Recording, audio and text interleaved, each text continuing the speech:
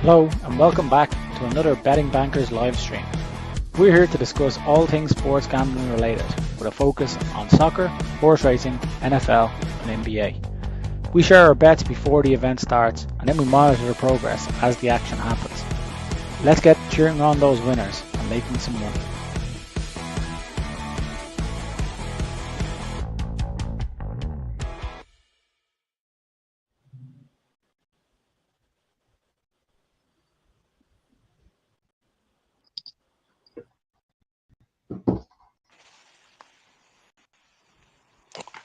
Hello and welcome back to another episode of the Betting Bankers this Friday evening. How's everybody getting on?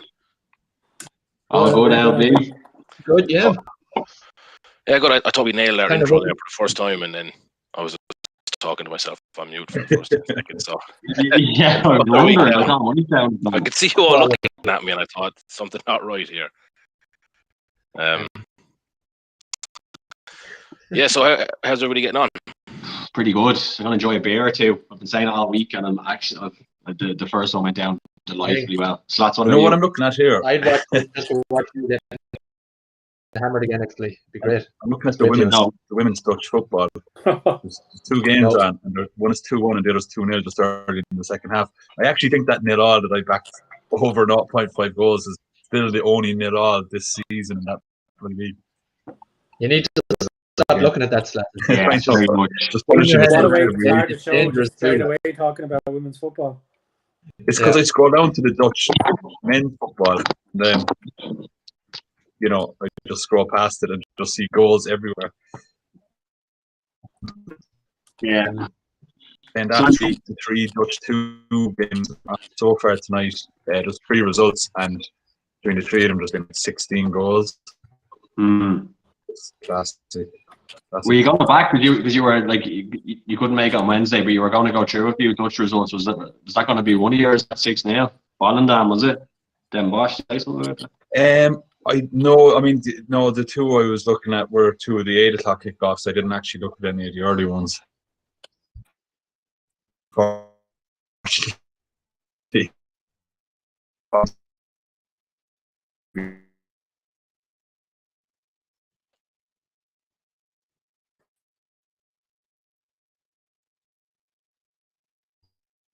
Couple of goals in the German game by now, but I was like, we'll go live and my bet will be nearly in. But I think that over 3.5 is we're going to be praying in the second half. But hopefully there's still time for one. That's the Wolfsburg game. Yeah, that's it's in our ACA. It's over 3.5. So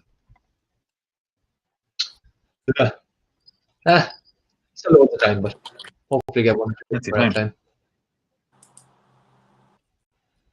Are you expecting Wolfsburg to be banging in the goals there, are you? Or are you expecting both sides to be? Both ways, because Frankfurt have, like, in their games, their 5 away games have averaged something like 23 goals in their 5 away games this season. So in their games from both teams, or they've scored 23 in 5 away games?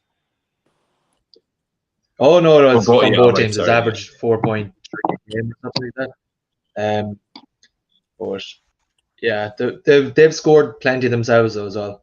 In the last couple of games, they scored 2 and 3 and whatever. They score in most games, so I'd be expecting it from both sides. Over 3.5 goals. It's a lot of goals to be waiting for. Yeah. It's just one of those ones. But there was no value in the price of over 3.5. So. And it stays 0-0. You're just like, how wrong did I get that? Let's hope it doesn't for my sake. If it's 3-0 or 2-1, you'll be like, oh, okay, it wasn't a bad bet. You don't want it 0-0. You're just like, 4 goals shy. Even though it's one of those things, it's like if one goal had gone in, then more would have come. That sort of way. Like it looks like it's a terrible call, but it's just that first goal didn't come, so it just didn't open up then. Yeah, I was at 2 games midweek. I did an over 2.5 double link, and there certainly was the Real and the Real Mönchengladbach game and the Ajax Atalanta game, because while both games teams had something to play for in it, and they're not all teams are known for scoring goals more so than defending. And then Mönchengladbach just didn't turn up against Real, and I think I don't know when Ajax last didn't score at home, like especially against a team like Atalanta who've been leaking goals this year. So maybe it's just not my week for goals, and I should have left that alone. But we'll see. You've just been leaking goals and you've been backing them, Pierce. Just Atlanta just seemed to just go against me in any bet. They turned this game now. I needed them to not defend, and they decided to defend. Yeah, they do seem to be your bogey team, PK. Yeah, I need to. I don't know why I keep coming back to them. It's ridiculous. I just get sucked in by their games. But it is so easy because they usually are so free scoring. You just look at their games and go, "There's definitely going to be goals there. Sure, I'll have a bet on it." But I think the odds are shy, so that's why I don't do it anymore. Because this time last season I was backing them a lot, but I kind of realized that the value went out of them quite quickly. And was able to move them away, but you seem to be following them over a cliff. So, Like the runner. I smacked my head off the rocks and drowned 3 times already. But it's just I don't know. I learned my lesson at some stage. No, the one that's one too many. PK. I think it's them and the sticker definitely on a big C list, but that's for a couple of years ago. We all have our bogey teams that we should never go near. For some reason, they always seem to screw us over. Yeah. Now, Atlanta back. They're going to be to finish the season, so I put them back in your accumulator every week from now until May. Well, you back them and I won't, and then they'll be fine. That'll be all right. So Venezia have been added to mine anyway because my treble for tonight was Venezia, Chievo, and West Ham, as I said on the stream on Wednesday night, but Venezia seem like they're going to go down 1-0 to Monza here. It's the 89th minute and they're 1-0 down. So they're in the bad books at the minute. Yeah, looks like it all right. How do you lads think the West Ham match will go? I don't mind your view on that one. I think Leeds are starting to get found out a little bit. It's just that they don't have, a bit like Norwich last year, come up with this stubbornness that we're going to play our style of football and went off to a good start. I just don't know if they have the depth of squad to keep up the intensity that they're going at either.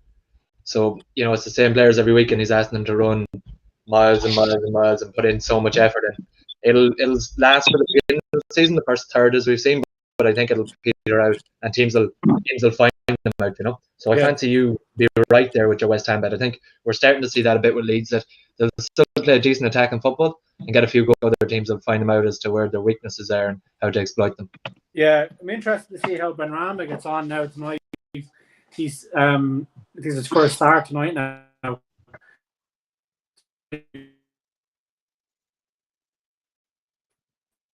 Has outperformed as many of the top 6 teams in expected goals than West Ham. So, West Ham have I know expected goals doesn't win you games, but it's kind of good in how well you're playing and how many attack chances you're creating.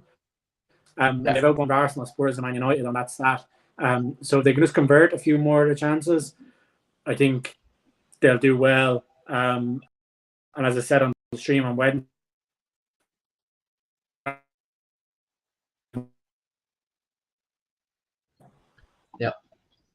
Yeah, I fancy you goals tonight anyway, right? Didn't you? From both sides. I would, yeah. I think that they're I'd be surprised if I finished 0-0 anyway. Over 2.5 is probably a bet, but I don't know what price it is. There's the jinx. It's not great actually. It's only 8 to 15 for half. 8 to 15. Which I'd say for the Premier League is tight enough, isn't it? Yeah, I wouldn't be backing at 8 to 15. I mean, anything kind of lower than 19 to 10, or say 19 to 20, to me for over 2.5 starts to not be value. Because even though there has been more goals this season, 3 goals is still a lot to be asking for, Yeah, for 50% return. Yeah. We've gone for 4 goals in our combo bet tonight, PK. You've picked over 3.5.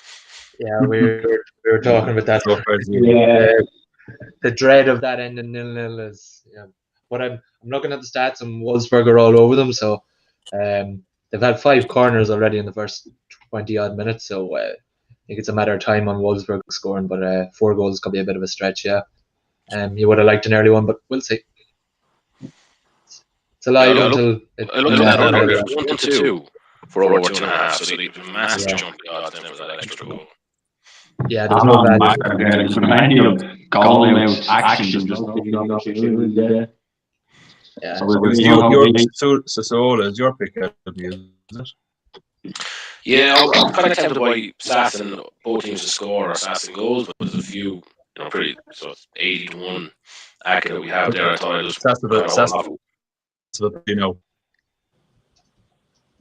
Say that again? Penalty. That's the penalty.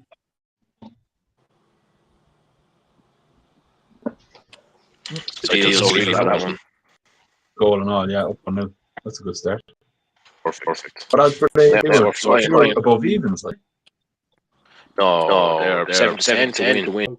Like, was it just about through, or did they miss loads of chances, or what's? Because I've heard a lot of people kind of slag them off, but I didn't really see the game. Yeah, I think they missed a load of chances. All right. I didn't see much of it either. I watched a few minutes at the end, but like Schalke were just holding on for the UEFA Cup spot or the Europa League spot, basically, which is fair enough, really, if you didn't think you could win. But Schalke would have went through with a win too, like so. Batten down the hatches from the start and know your place. I think they probably. I didn't see the first half. They might have played a bit, but Inter were all over them, and I just think, Sanchez had a header in the last 2 minutes, and it was probably going in. Not sure if the keeper would have made it, but he pinged off. Lukaku was standing offside, and it just bounced off his head. He blocked his own. Oh, it was so funny. Well, not if you're an Inter supporter, but.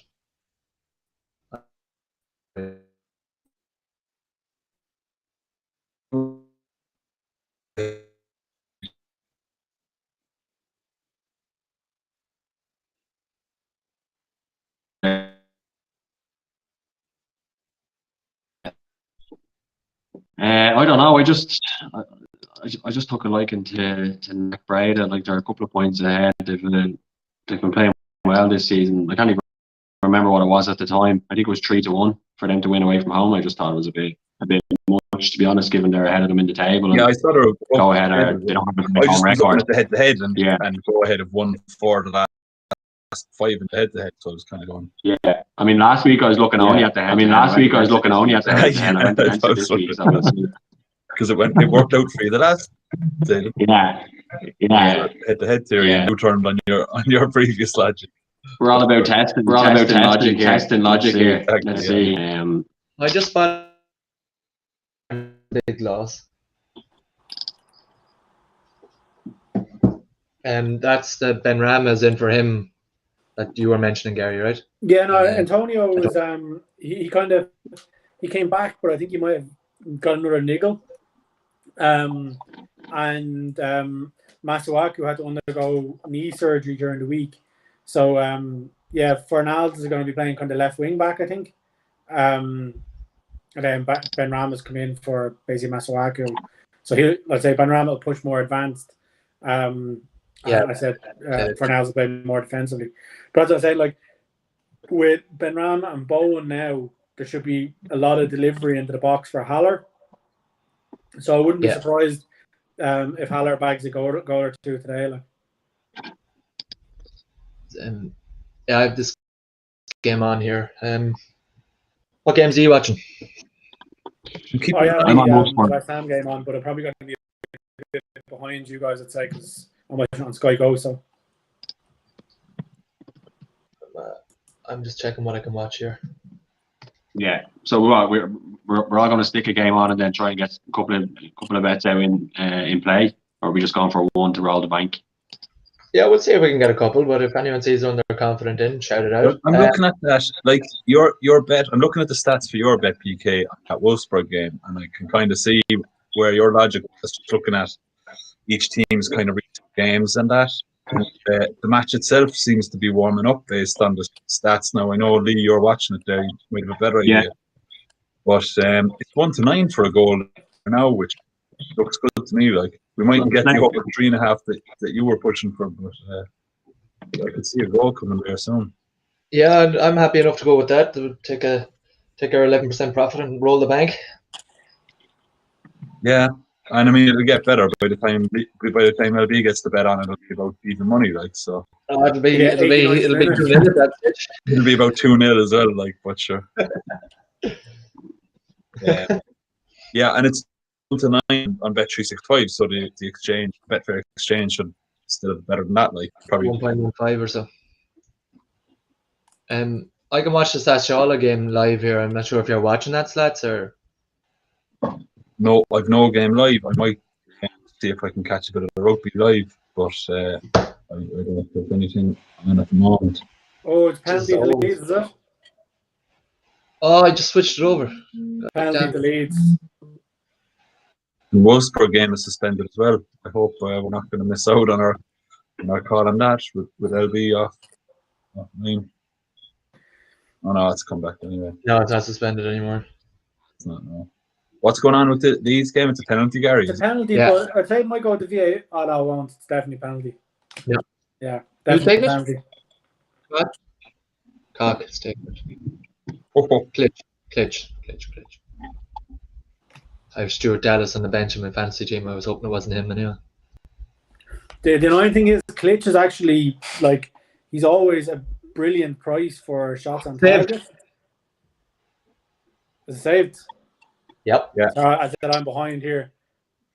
Terrible They know each penalty. other well. They're Polish teammates, aren't they? Fabianski and Klitsch. Oh, there would be. I'm very sure Klitsch is Polish. But he's always a good price for shots on target, considering he takes He's a- penalties and some free kicks. He might be taking penalties after that one. Oh, that was bad. The keeper's on name target though. is, does it? Obviously.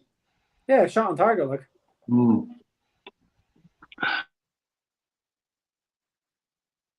Yeah, all right. did you back someone for shots on target? His heel is just on the line. Yeah, Their VAR's reviewing it. I was VAR reviewing it. Yeah, He's making him take it again. They're taking it again, yeah. God. How close is this? holy here. I mean, his heel is literally just in front of anything. That's disgrace. What is the keep? What, the That's keeper's off the line? ridiculous, like, Yeah. it's absolutely ridiculous. The game's gone to shit. It is like I'm just- fucking. Gone to absolute Man, shit. football is actually got it.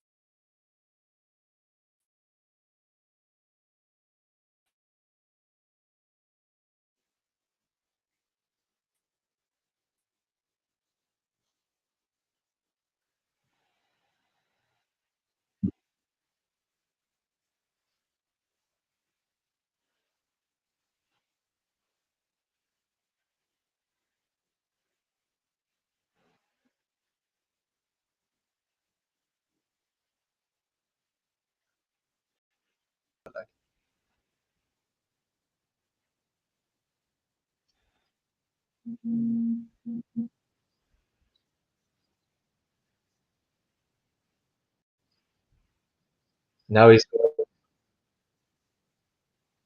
Go the VAR and the boot or the like Stockley Park just gave it, but like if penalty, they should just give a goal for a penalty now because it's just so heavily weighted against goalkeeper. Yeah. I mean, how the fuck do you... That, Yeah. it's ridiculous. Like, it's just not natural to dive directly to your side, is it? I mean, and not move your feet. Like, how are you... It's physically, you wouldn't even be able to. You need your one leg fucking longer than the other. Yeah. Yeah. yeah. That's retarded. They should let the keepers move as soon as the player starts running. So, like, the less of a run up the player takes, the less of a move the keeper gets to make. You know what I mean? Yeah. Just end up in one-touch kicks like that. somebody- Yeah, saying that as exactly. well, to kind like of that. promote less of a run up, and then also give the keeper more of an advantage if a player's doing a longer run. because I don't really like the way the players get to do that, hop, skip, and a jump up to the ball and kind of dummy it and slow down and try and show the keeper off too. Yeah, it does seem very weighted. It is. It's huge. It's hugely weighted. Like it's if I was a keeper now, I'd be standing like a couple inches behind the line, so that when you bounce forward, they're trying to just get momentum and bounce forward and spring to one side. Yeah. When they do that now, they're obviously just stepping slightly in front, and they're getting done for it. So they're as well to just step a couple inches behind and spring forward from there. Because did they not do that, PK? I thought I'd seen a keeper doing that. All right, you would expect it to be a common thing though at this stage. Like. Most of the ones I've seen replayed, they're retaken lately, haven't like. But I'd say it's going to become more common. Obviously, like it's just logical thinking. You're better off standing slightly behind the line. I wonder, is it that you have to be standing on the line though? Maybe. No, I think the keepers are now doing behind the line, but you can't make them just stand still. Like I said, you might as well just give a goal then. So yeah, it's ridiculous at this stage. Yeah, it's bonkers. Yeah. I mean, part of the joy of football used to be talking about the bad decisions afterwards. Exactly. I mean, fucking hell, like you get hard done by every once in a while. Like the other decisions go in your favour. It evens itself out. I mean, like some of the the offside decisions are just ridiculous. Like I mean, if there's reasonable doubt.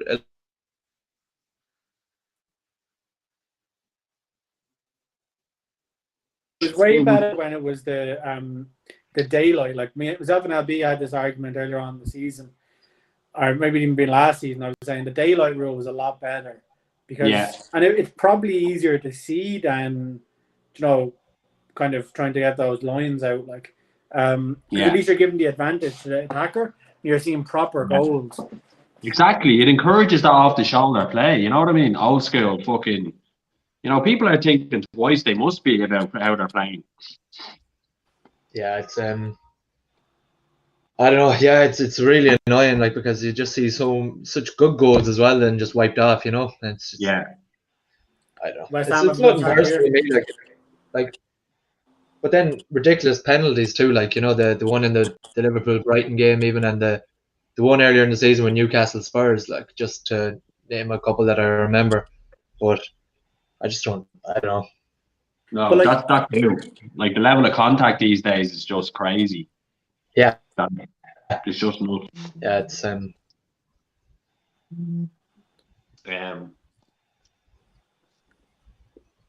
But like in the last 3 West Ham, actually probably the last 4 West Ham games, there's just been massive controversy. So there was like the last minute penalty against Fulham. There was the Sheffield United goal being disallowed. Then the United goal last week that the ball was out of play for, and then this penalty, like the VAR decisions are most memorable parts about the game now, that way. The biggest talking points almost, it just overshadow everything. That's it. Yeah, it definitely doesn't seem to work as well for soccer as it does with rugby. Like it really kind of fits into the type of game that rugby is. The video ref is a big part of determining the try because there's so many kind of technical aspects to it that there could often be 2 or 3 different things that need to be reviewed. Yeah, it's kind of exciting in a way because you're trying to figure it out yourself. You're looking at the replay and need to kind of determine, does he have control of the ball? Was he, ahead of the player kicking it through from on that side of it? You're kind of doing the same analysis that the video ref is doing as he's doing it, and you're trying to determine whether you think it's a try.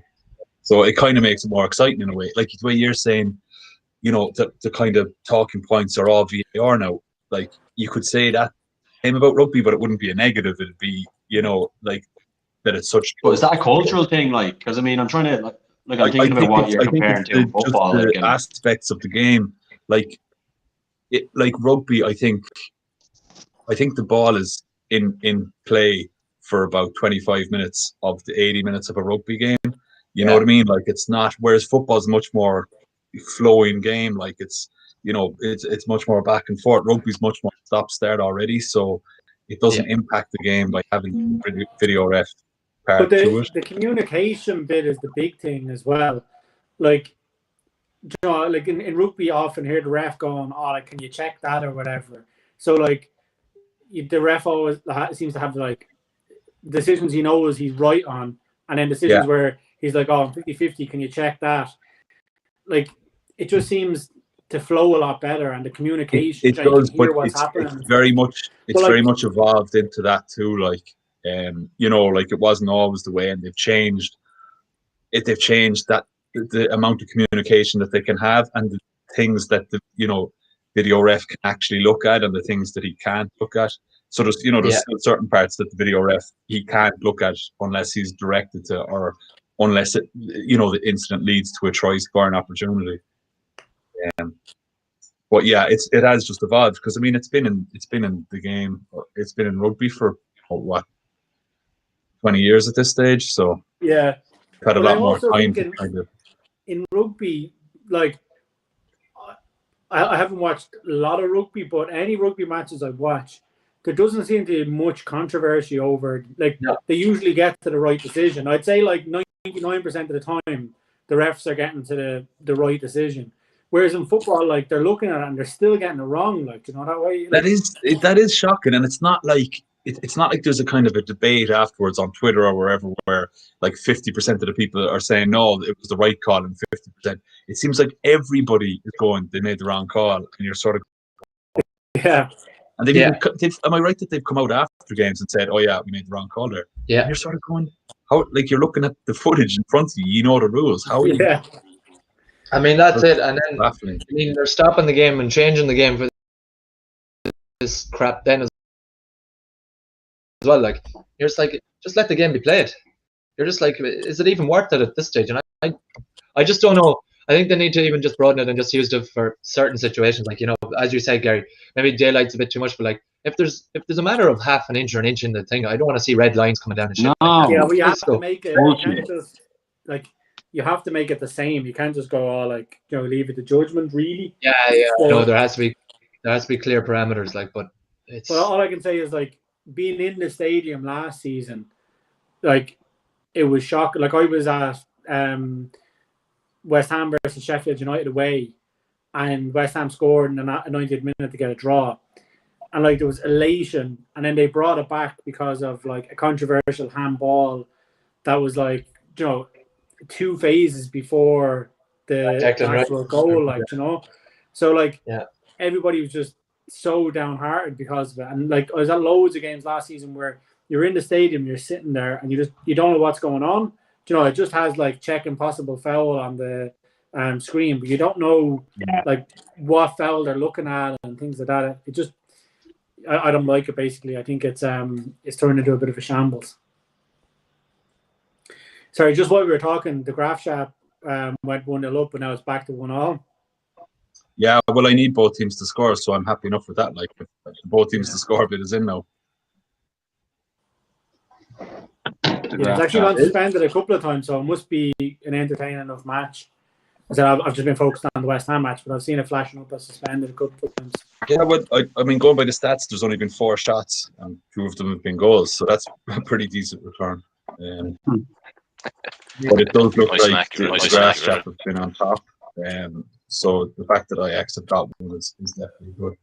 I mean, I could see the Grass Shop definitely getting a few more now. There's been 12 shots in the first half in the Wolfsburg-Frankfurt game, only 5 on target, but like you're just like, I'd say the combined power of all the shots is about 20 kilometers an hour. But to Gary's point about the West Ham game, though, Haller's missed 2 good chances. So if anyone got on him to score anytime, I'd say it's not a bad bet. Yeah, I was actually looking at him for when we were talking about the role on Aka. I was going to say him for a shot on target, but then we got distracted with the shy penalty. So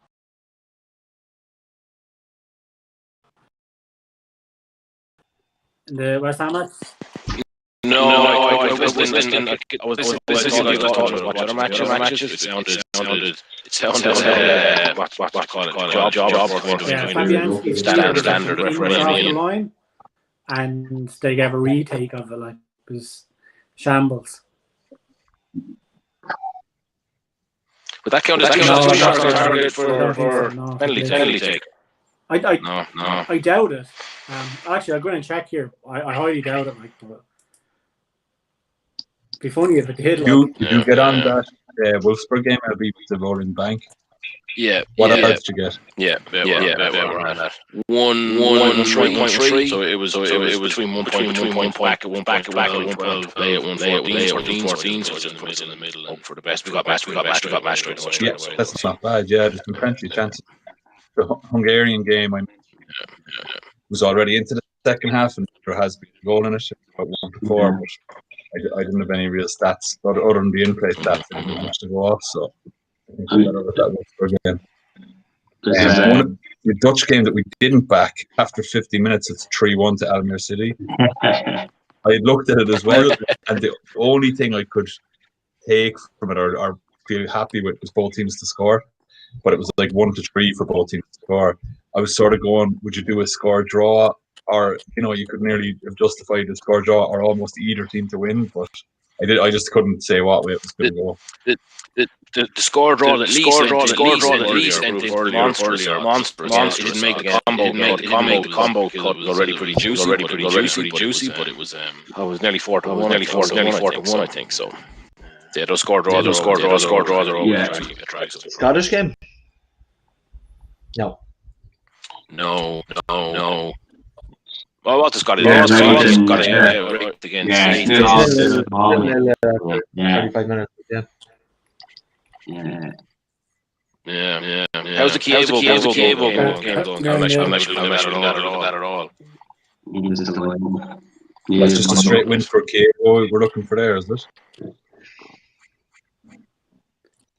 Well, it's only 15 minutes into it, yeah. That's the end. I think it's going to be German.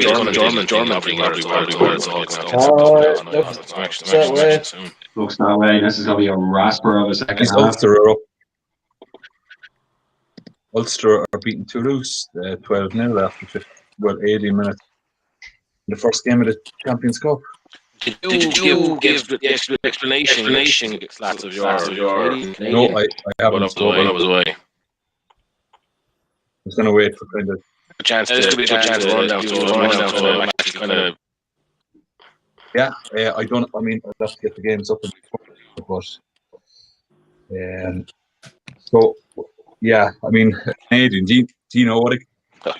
We can come back to it. I can go for it now if you want. Like, I just need to log in. Fair. I'm interested. I'm intrigued. Yeah. Trading. Yeah, we have to hear it now.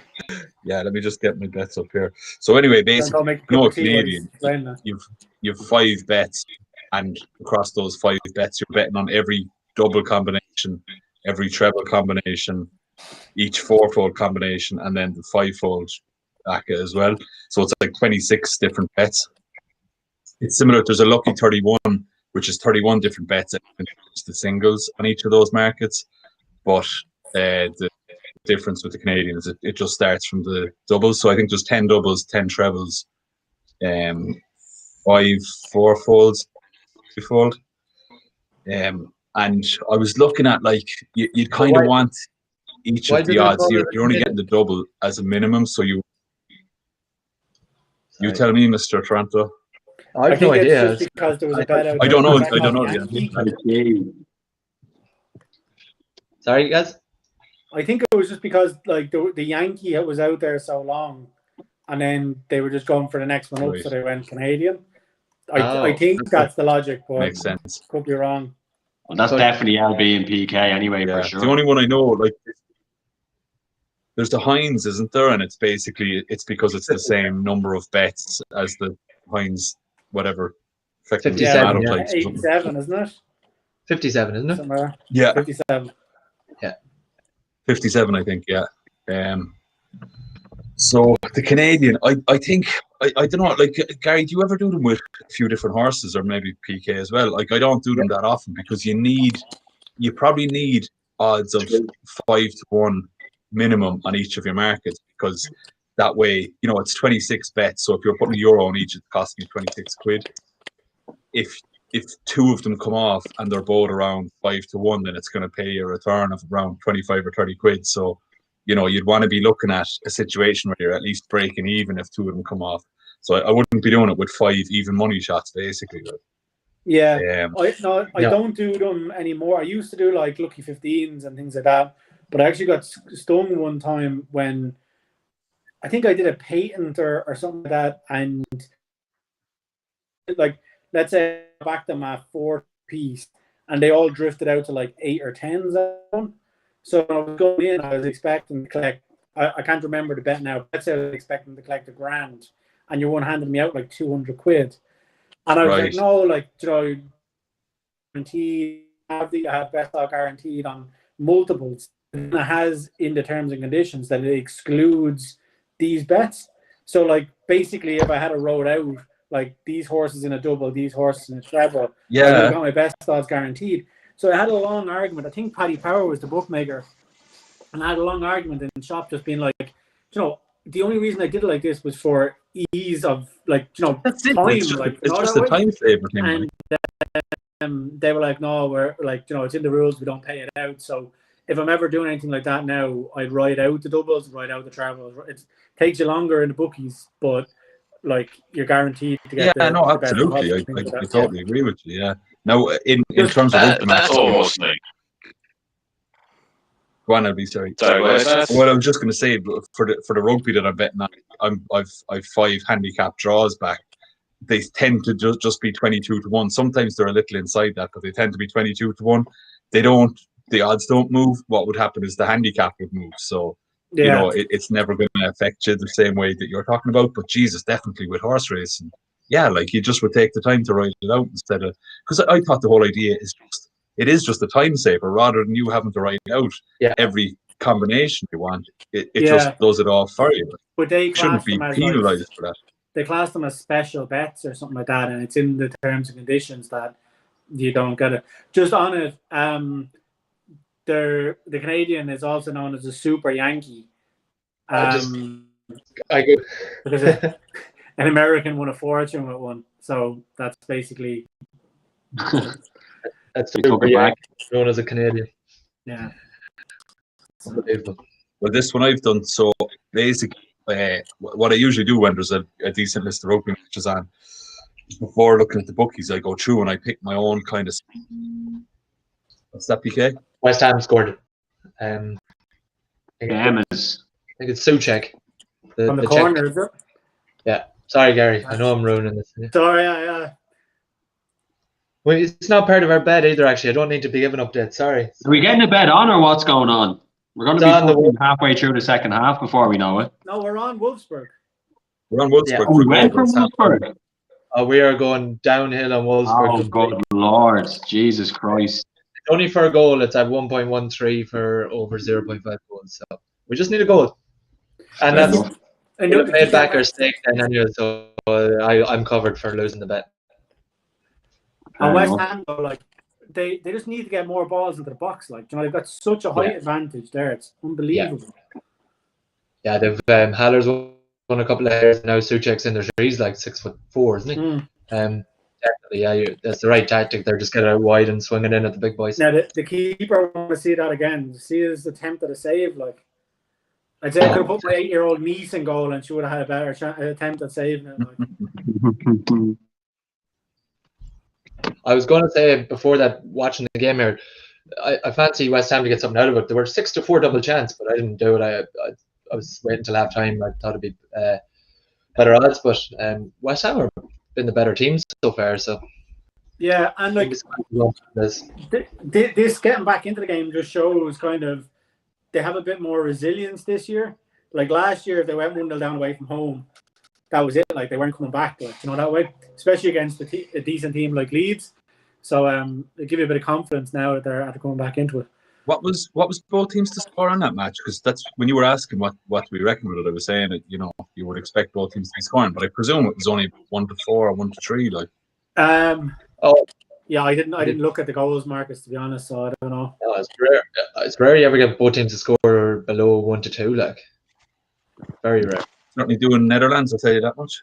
Especially in the ladies division. But the only thing I'm going off, PK, is over 1.5 goals was 1-6. Like, so I know those 2 goals could be for either of the teams without both scoring. But if it's 1-6 for 2 goals, you know, you wouldn't think it'd be more than 1-3 for both teams to be scoring. Maybe I'm wrong. I think the lowest I've ever seen was 49, but like I said, I didn't look at the market, so I don't know, to be honest. Yeah, I mean, it would have been a nice little back a bet to have both teams to score there. So the grass chap just went up 2-1 there. So if the ref could just blow that up right now, it'd be nice. Get a winner on goal the board. flying in, and it's fucking like every goal so far is over 2.5 in that league tonight, and fucking going and Nag Braid is 0-0. Oh, you need over 1.5. Yeah, I mean, looking at that game, Knack are all over them. I mean, not all over them. They've had definitely more shots. They've had 4 shots on target, 0. Like so. Did Chievo just score as well? Chievo gone 1-0. Nice. That's Chievo's 6th home game of the season, and it's the 6th time they've scored in the first half. So like 100% of their home games. Like when I did the stats up during the week, 100% of their home games and 78% of their games overall they scored in the first half. So now like they're doing that again tonight. So it'd probably be up over 80% of their matches. They're scoring in the first half. Go on. I was just thinking for PK's bet, you actually need 4 goals in the second half of this Wolfsburg game. Yeah, definitely. If the goal goes in early, if you looking for a cash out, we're looking pretty good. Yeah, like mine is in if it ended now. So is yours and LB's, right? It's just a straight win there. Yeah. These, is the biggest odds of all. And Knack have been on top of that game. So even though there's no goal yet, it's still pretty, more likely than the fucking Wolfsburg game anyway. Wolfsburg, 4 goals in the second half. Over 3.5. Good luck. You may put that in the bin at this stage. Yeah, you'd certainly need one in the first 5 minutes. Like, I mean, let's see. We'll see.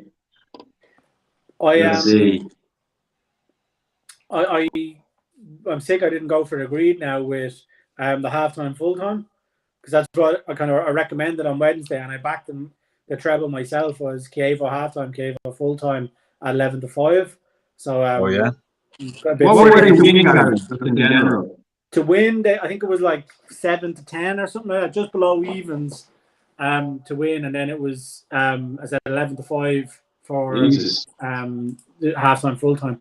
But like for a team that are going to score in the first half, or at least are good to start off the games, I thought it was a great bet. So big time, big time. I wouldn't have thought if you had asked me, because just as you were saying, I was thinking what the difference is against just them to win. I mean, it's a lot bigger than I would have thought. Half time, full time against them just to win. Yeah, no, it is. It's a nice little kicker. Now, like, they can be annoying bets, like, that way. But like I said, with those stats that I saw on Chievo, doing research, just you couldn't not back it, like, Yeah. They're definitely one to keep an eye on for the season. Are you watching Slats Ulster? I'm not watching it yet. I'm going to try get the second half up on the telly there now. It's only half an hour in. But yeah, 12-7 to Ulster. Like, they've won every game. The Pro 14 has been strange. The Irish teams, I think, are something like 26 wins out of 28 games across the 4 of them. So Connacht have lost twice. Munster, Ulster and Leinster are all 100%. But like, it's hard to gauge anything from that, because honestly, the other Pro 14 clubs have just been really, really poor. Yeah. So it's kind of Ulster's first real test season is coming up against Toulouse. They have 2 of their players that were on Irish duty are injured, Burns and Henderson. So 2, they're out half, and one of our biggest forwards. So again, that kind of made it look a bit dodgy for them. But Toulouse were like 4-point favourites on the spread. Like, they were, strong enough. They were about 1-2, I think, Toulouse for the win. So they were significant favourites, and I was kind of thinking, like, that sort of mentality or that sort of mantra, I suppose, of winning as a habit, like, Yeah. If Ulster, fair enough, they're coming up against a tougher team, but they've won 7 out of 7 games so far this season. was kind of going down well in that match. Like, I mean, the tables, like I just got it up here when you were talking. Like the tables are crazy to look at when you're taking Ulster, Leinster, and Munster. And I mean, the three of them scored double the number of points than everyone else as well. It's been ridiculous. The different standard. Like, in fair, a few of Munster's wins were late and tight. They've had a few bigger margin wins now, but Ulster and Leinster, for the most part, have just, been winning by 15.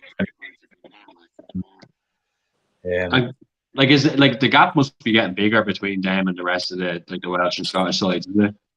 Particularly those three, and to a lesser extent, Connacht, have always been strong enough in the Pro 14 over the years.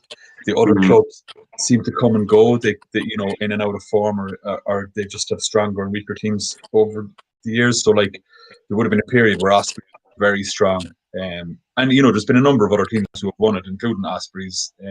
Glasgow were decent for a while as well, weren't they? Sorry. Glasgow were decent for a while. They were very strong, and then like even last season, Edinburgh were quite strong up until they lost at home to Ulster in the semi-final. That they were winning by about 15 points or something at half-time. But Glasgow were very strong for a good few years. Scarlets were very strong. So they've had teams kind of come and go, but at the moment they're all just performing so poorly. Like you kind of think one team is looking good, and then they lose at home to a team who's looking terrible, and they're all losing to the Irish teams. So it's kind of disappointing for the overall league.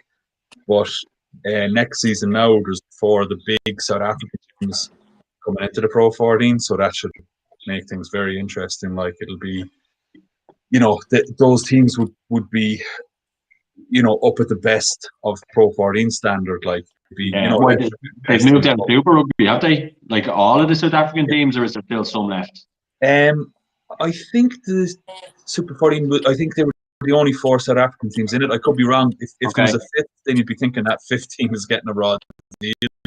But I think there was just 4 South African teams in it, and they're leaving. I feel bad for the Cheetahs. So initially, the Cheetahs and I'm going to blank on the other South African team made an agreement to join the Pro 14, but they weren't in the Super 14. They were in, and the Cheetahs had a good go at it. Like they finished 3rd in their conference one of the seasons, and they were decent enough at home. They weren't great when they were traveling up to Europe, but they have dropped them and have brought in the big 4 South African teams. So you'd feel like they got very hard done by, considering they took all the risks with seeing would it work, does the travel work, does the do the fans kind of want it, is it going to work out? They were like the guinea pig, and then they've just been chucked to get to everyone. We're going to bring your better teams in. I'm just reading an article here, and it's like the Cheetahs will bow out of the tournament long term and consider their option. That's what joining the Pro 14 does here. Now the Kings were shite anyway. Really, like they didn't bring much to it. They won a few home games. They didn't beat any. They didn't contest really. But the Cheetahs, I feel worse for. Like they actually could run it.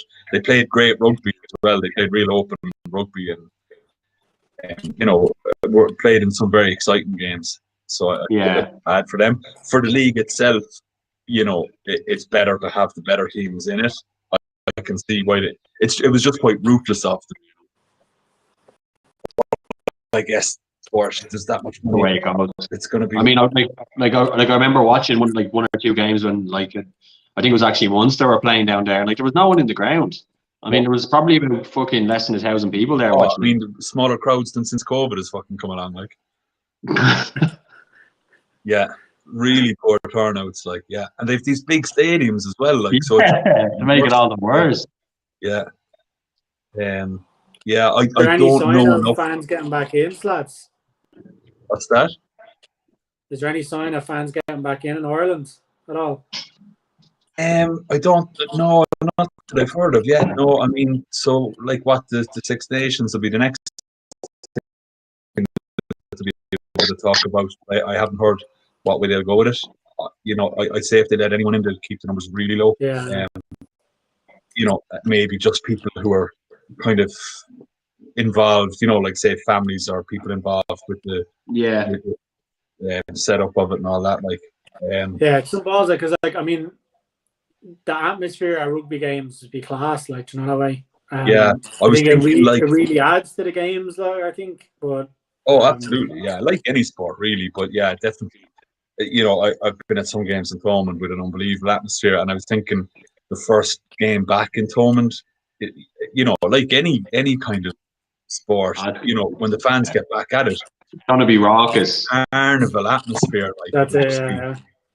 Even that, like the Stevens Day game, the Leinster Munster, like that's an awful lot of people. It's like kind of religiously go there every year or whatever. Like, exactly. Yeah, because it's on at the same time. It's there. It's part of Christmas for them, nearly. Like, It's like Christmas me Day, and and Leopardstown, like absolutely gutted. I can't go this year.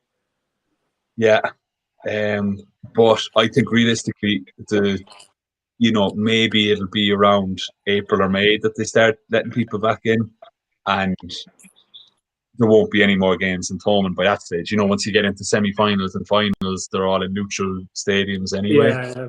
So I don't see a game being in Thomond with a full crowd, maybe a part crowd, but I don't see a full crowd being back in Thomond this season. So I'll have to hold out to next season. But I'd love to get back to that first game where there is a full crowd there. I'd say just they could be playing against Zebre or someone like, but it'll be an unbelievable atmosphere at it. I just see a tweet coming through there. I'm not sure whether it's like live or whatever, but Nigel Owens has quit.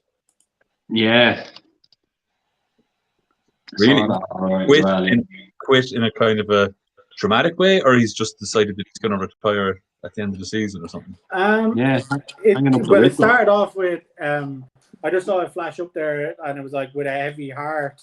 So I assume it's gonna be kind of straight away, like. And that I wonder what is it, personal reasons or is it rugby reasons? Like, I know there was an Irish ref got a lot of abuse on Twitter there.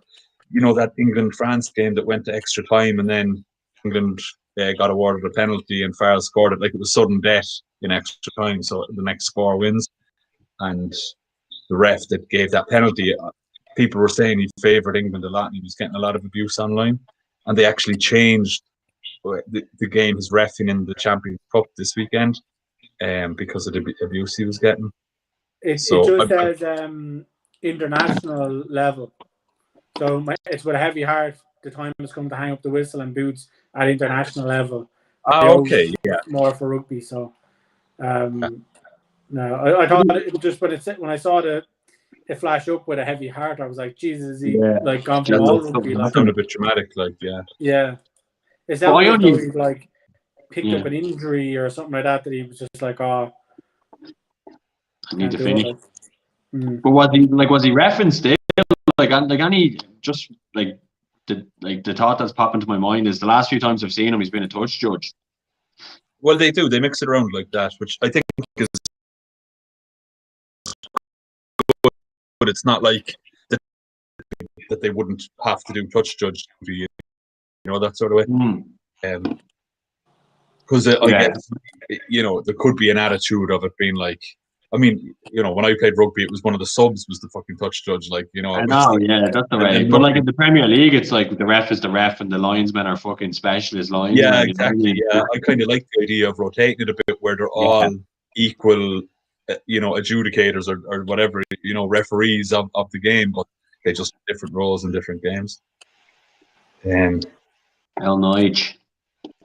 But then, when you see some refs that you despise, and I know everyone, despises a few refs for various reasons, and you see them on the touch judge, and you're like, can that bollocks not just be, does he have to be involved at all? Like, you'd prefer if it was just some nobody on the touch judge, like. Yeah, like who are the big ones now? I haven't watched much rugby in a while. Like, is Roman Poit and those guys still floating around? The English guy as well. Still about, Still fucking giving penalties. Was he perceived as being a difficult referee for Ireland to be involved with? He had a few I mean, I always found him a fair referee, but I think there was a few games that Ireland were hard done by the ref. You know, the way it could just be one or two games, but then you just associate that with him screwing over Ireland. Yeah. Of course, we always, we're the fucking victims all the time. Yeah. So no, I never had any beef with him. No, it was Wayne Barnes. Was always That's Wayne Barnes. Yeah, Wayne Barnes is a bit of a wanker, like, and he seems to revel in making fucking shit decisions as well, like. Yeah, I agree. He kind of loves the carnage. Yeah, he seems to have that kind of smirk all the time, like. Yeah, he did. Yeah, he didn't. In the West Ham match, they're definitely probably. I think it's a penalty for handball, is it? They didn't give it. I thought it should have been. It should have been a penalty for Leeds. Like Ogbonna handballed it. He handballed it twice. The first one you could let him away with as kind of being like natural position or whatever. But the second one, the ball was on the ground and he hit his fist off the ball. Like, so I'm surprised I wasn't. Yeah, I mean, there was loads of times, like again, like when I was in training for like whatever, and like the temptation just to grab the ball when it. Yeah. This was the ball was on the ground. He just knocked it with his wrist, like. Should be a goal here. Oh my goodness, Frankfurt! Fucking hell. This is 0-0, boys. There's no way there's a goal here tonight, man. There's been. Oh God, cash out. No way. Put it over the bar from the penalty spot. Or over half a goal now. Like literally on the penalty spot under no pressure, just bang over the bar. Fucking Christ. Yeah. And PK put just to confirm, I'm not fucking hallucinating here. PK put the bank on another goal in that, yeah. Yeah. But not another goal, just a goal, because there hasn't been any. Another goal there, yeah. There you go. Yeah, he's killing our Aka with his 4 goals required in it.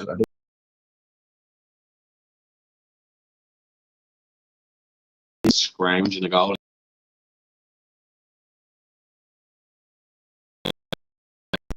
It's been someone on the shots. Like, you're in the hot seat there, actually watching it. No, there's fucking. In fairness, there's loads of action around the box, but I mean, because Wolfsburg got down the other end, had a great opportunity to skate into the top tier as well. And looking at the stats as well, like NAC are all over Go Ahead Eagles. That I know we need 2 goals there as well. It looks like it's going to halftime at all, but I was a bit dubious about that call, but. I mean, the Frankfurt keeper there just made an unbelievable double save, so maybe we're not that bad yet for the banker. Yeah, I think they're just turning it so we can let the viewers watch it. But yeah, I mean that NAC bet. I think it's something good. I'd be confident. I'd be more confident with it based on those stats than I was at kickoff when I saw your choice. Where are you seeing the stats, lads? At 365. So I'll tell you now, it's showing Go Ahead Eagles. The dangerous attacks are pretty even. 27 Go Ahead Eagles, 30 for NAC. The shots off target, 4 for Go Ahead Eagles, 3 for NAC. And the shots on target, 1 for Go Ahead Eagles, 6 for NAC. So yeah, 9 shots with 6 on target versus 5 shots with 1 on target. That's a massive dominance. Of that. And that's only the first half as well. It's just going into half time now. Yeah, 1 minute injury time and half time. It's nearly up. So it looks like we'll probably stay that way. But let's see. Yeah, I mean, they're definitely good for the win, whether they get 2 goals. The problem with over 1.5, I actually never go for over 1.5 because you need over 1.5, but you can't have the draw. So 1-1 isn't an option. So really, 2-0 is the only scoreline where it's 1.5 but not 2.5. You get me? I always find there's more value in backing over 2.5 with the win because you're only getting one particular score for over 1.5 with the win that won't be over 2.5. that make sense? Yeah. No, it does. I mean, it makes perfect sense to the extent that you're like, well, why the fuck did you ever bet the other way? For like me, like, why would you ever do that? Yeah, I don't know how common a scoreline 2-0 is, but you're only getting 2-0 for over 1.5. Then to be, that it might end up 2-1, 3-0, 3-1, 4-0, 4-1, whatever. There just seems to be more value in just going for that extra goal. But I hope now tonight the NAC will be 2-0 and. Sorry, LB, I can't hear you.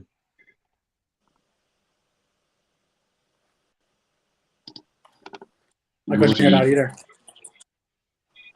I don't know what the jumping odds is actually, or I'm sure it varies for the games. Should probably have a look at that before running my mouth. But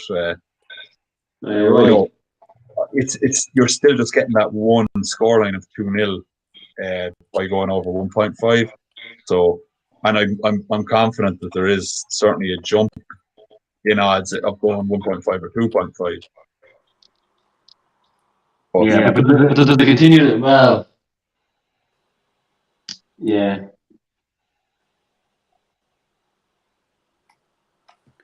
Did you look at anything for the weekend, lads? Anyway,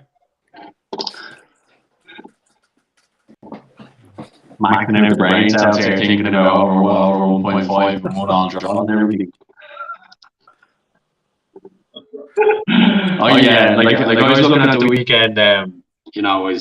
As I do, I just went on go for the weekend. So, went for I just did a little lacquer for the Premiership tomorrow. So I did a draw in the Birmingham Derby. Wolves against Villa. I know PK didn't want me to say that, but I'm saying it anyway. He thinks, of course we should.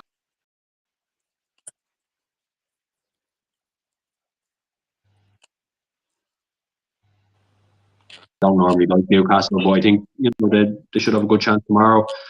And then City and Chelsea, City and Chelsea. I think Everton gone off the boil a little bit. Chelsea, I liked them since the start of the season. I think I remember saying on one of the streams, and they didn't start great, but I think they have a fucking great young squad. So they're on a bit of form at the moment, and United were terrible during the week.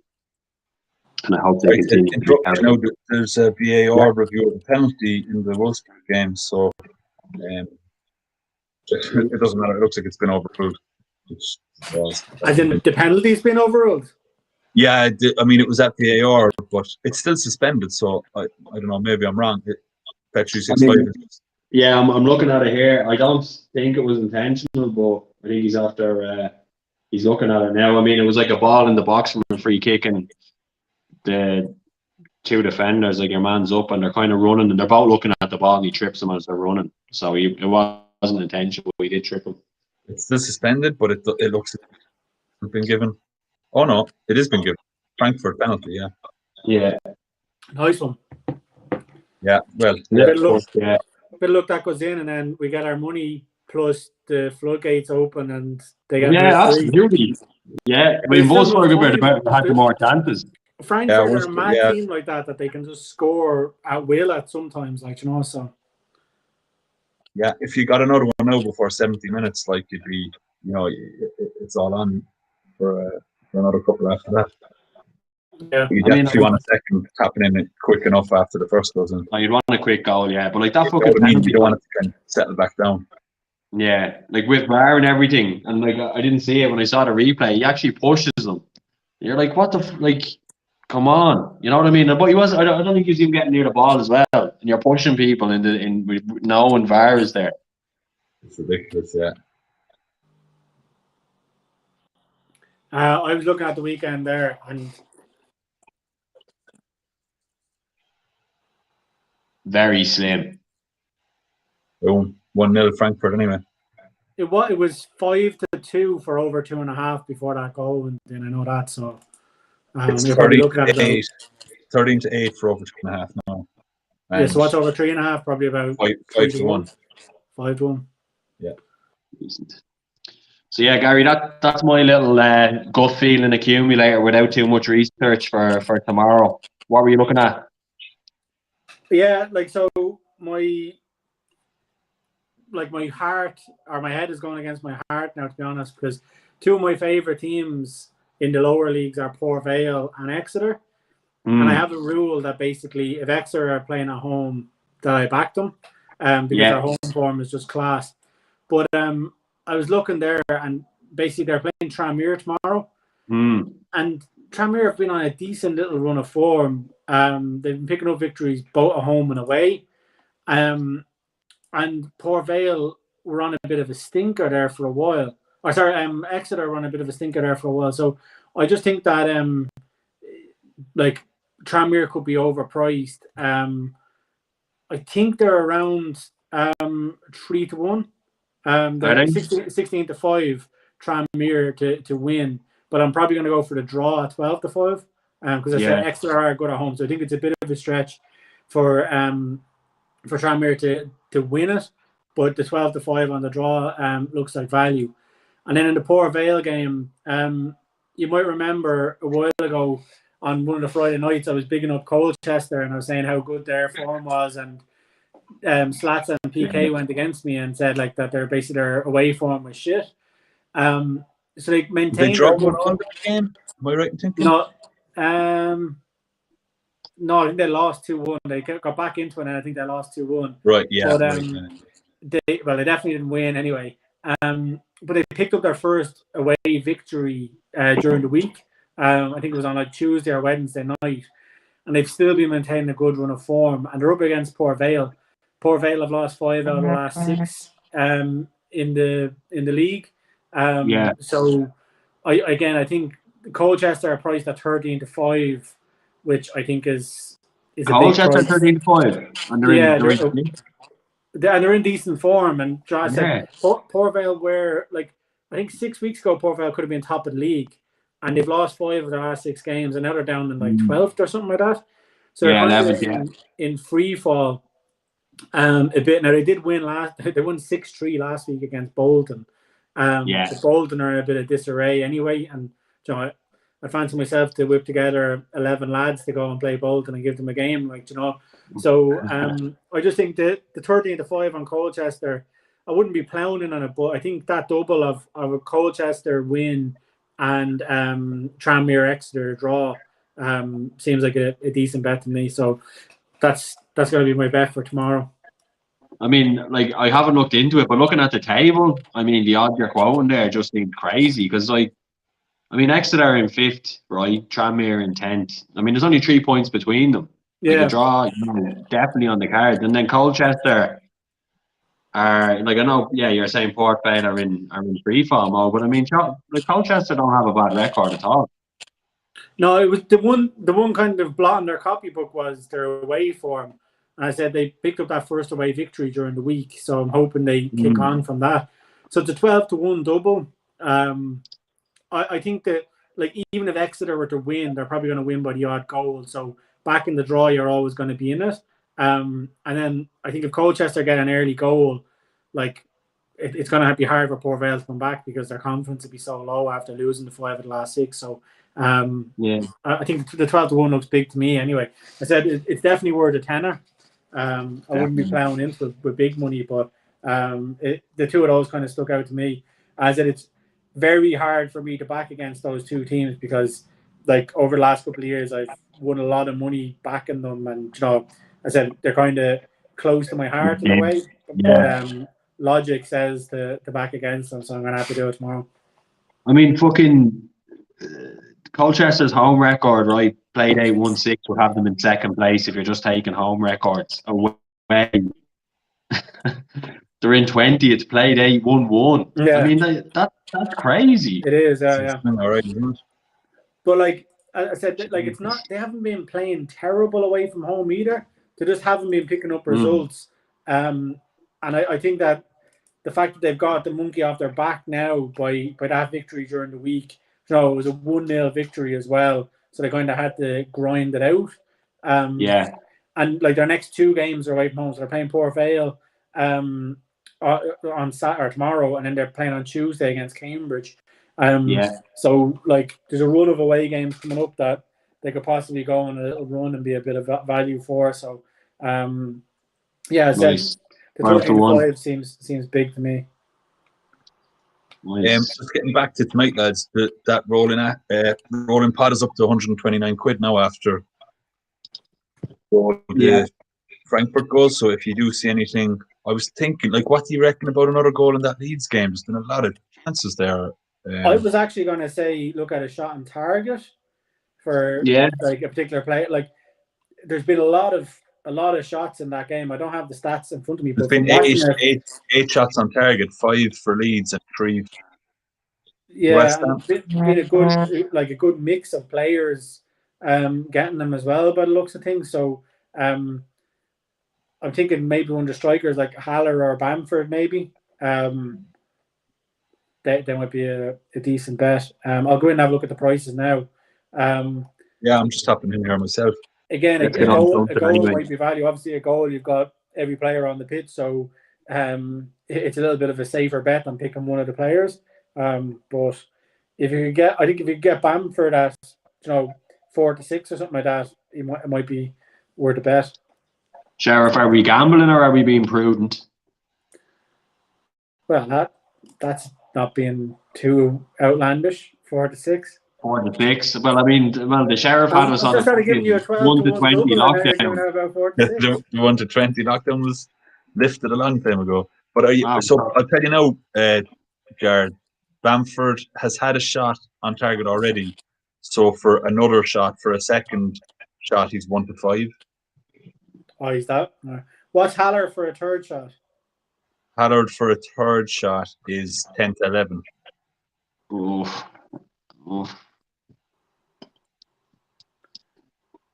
I think that'd be like, it is probably a bit too risky, but that's bold. That's Gaz Friday night boldness. What we could do is start. Bottles of beer, I'm ready in. I tell you what we should do with that, right? We wait for another few minutes till that drifts to evens, and we'll start our new 10 to 10k challenge, or 10 even bets. So you know the one you start with a tenner, you put it on an even shot, you get to 20. Put the whole lot on another even shot, so you go 40, 80, 160, 320, 640, 1250, 2.5 grand, 5 grand, 10 grand. So that's 10 bets, 10 quid to 10 grand. I mean, that's been your dream for a while, Slats. Now, in fairness, you should get a t-shirt printed of that, 10 quid to 10 grand. It's my life ambition is to get through one of those. They sound so achievable. They're definitely achievable. It's the same as always. It's the discipline. It's the problem. Yeah. You see one that you're confident about and you go with it, and more often than not it comes off. And then you're up to 20 quid and you're kind of trying to hold out for another one. You might get up to 40, and then you get up to 40 quid. Just the first evens bet you see, you just throw it on whatever side of it you're feeling like. There's no. Yeah. You lose the run of yourself so quickly. But and what's the furthest you've gotten to? I did one on the NBA last year, and I got up to. It was around. Let me see. So you go 120, 640. Yeah, it was 640 to get to 1250. It didn't come in for me, but I'm definitely confident about doing one for the NBA next year again. Because we just started doing enough, right? Starting in January, I believe. Yeah, I haven't looked into a whole lot of it now, but I'll get stuck into it once it's on the cards. It's once it's imminent. Yeah, it'd be another one for us to look at. All right. Like, for some reason, I don't like Haller. As a player. For some reason, is that just me being just odd, or is there actual reasons to not really like him as a player? Well, there's about 20,000 West Ham fans on Twitter that don't like him either, so you're not alone. But no, I mean, the game has been end to end. I think it's going to be end to end. If one striker is priced up at 1 to 5 and another is priced up at even money, to me the even money one is the value. Now the only risk with it is that, like, Bamford is probably guaranteed to play the 45 minutes. And Haller could only get probably another 20 or 30 minutes and be taken off. So do they have someone decent on the bench? But I'd be confident enough in it, to be honest. Are you tracking now? Okay.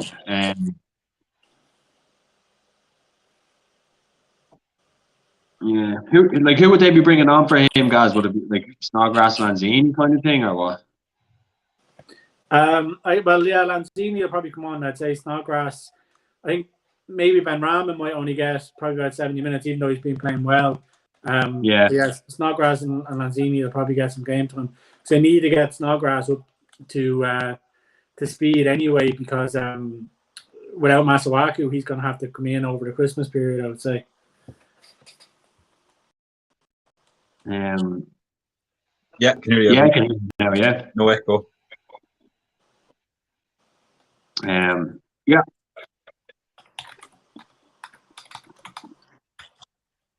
So LB, we're tossing up Haller, or to have a shot on target in the second half, 10 to 11 for the banker, the roller.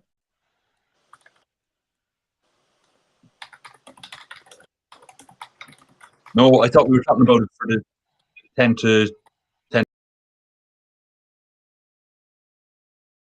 10K, you know, even. I don't know. That's all. I mean, again, I seem to always be behind the curve on this, even though I'm fucking listening to everything. But maybe it is the 10K, is it not the bank? I mean, I'd be more than willing just to gamble it all away straight away. If you want to, I'm happy. I'm not. No, Slats, you're our fucking conscience here. Don't be being sound about it. The thing is, I don't have a clue about it, so all I can do is take it at face value that it's a coin toss whether he's going to or not. I've no information that is determining to me that he's more likely to get a shot on target than he's not. So it's kind of like saying, as far as I'm concerned, it's like going, right, we flip a coin and put our bank on heads and hope it lands on heads. But if you've some reason to think that it's a very likely thing to happen, you see, I think the rolling bank we should be betting on things that are very likely to happen. Hopefully getting odds, turn a decent, percentage, 20%, 25%. That's all the better. But I don't know what we're using to determine that. Go instinct and pure experience. I'll guarantee it. Yeah, there we go. We're after getting our bet underwritten by the banker. It's underwritten. It's underwritten. Yes. It's the way it works. That is a bold move for a Liam can use his Duke of Firenze winnings to pay for.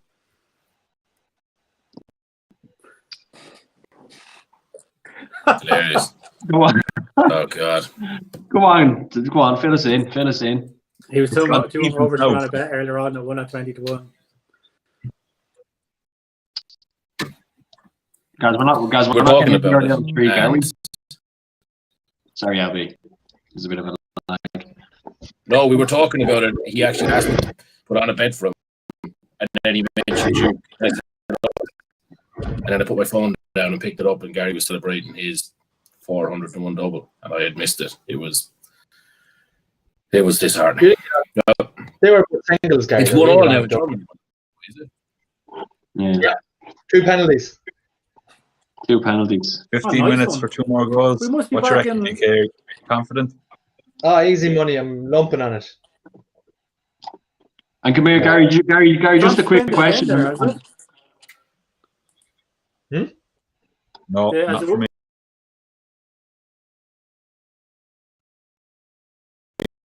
One all. Next week. Sorry, I'm excited. I'm just missing everything. Just a slight lag on your side. Jeff Stelling's going to be worried about him. I'm just going to see if I can get the after timing. Ulster game. Anyway, sorry, Lee, you were going to say something there, were you? I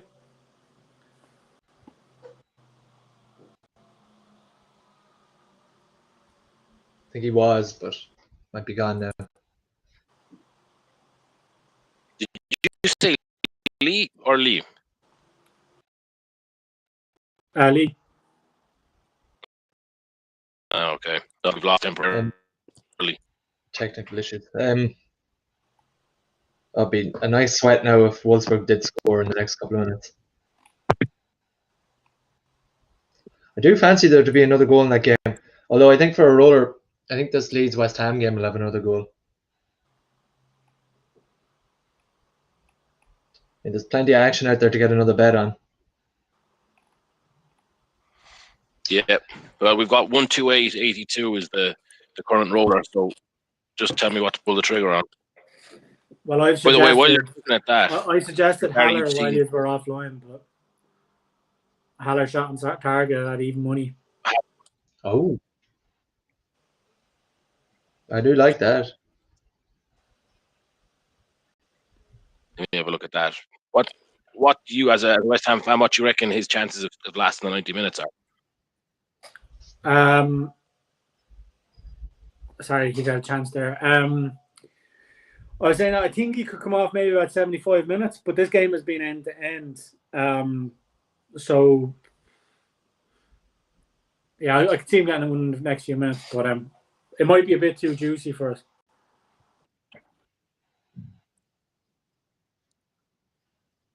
Oof. Oof. So, if they got a third one there, it would have been a nice sweat, wouldn't it? No. is everything else Grab in that combo? Diego and Sass are both winning, and then what's the? Oh god. Grab Shapa and Sassuolo, both of a man sent off, so games are dodgy.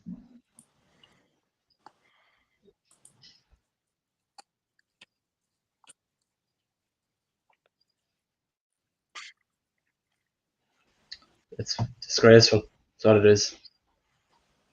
Should hang their heads and shame them teams. Knack, Brada, and go ahead, Eagle.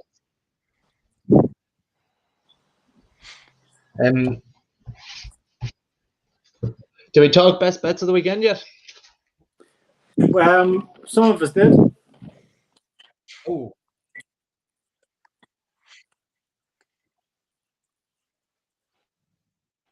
Twelve to 1, day 2. 12 to 1 double. It is Exeter and Tranmere to draw, and Colchester to win away to Port Vale. Oh, wow. A draw. Then you have a draw, Aka, is it, actually?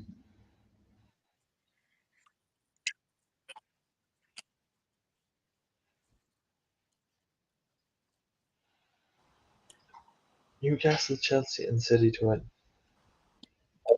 City to win the Man United derby, yeah? Or the Manchester City derby. the Man United derby, yeah. Huh? The Man United derby. Oh, God. Yeah.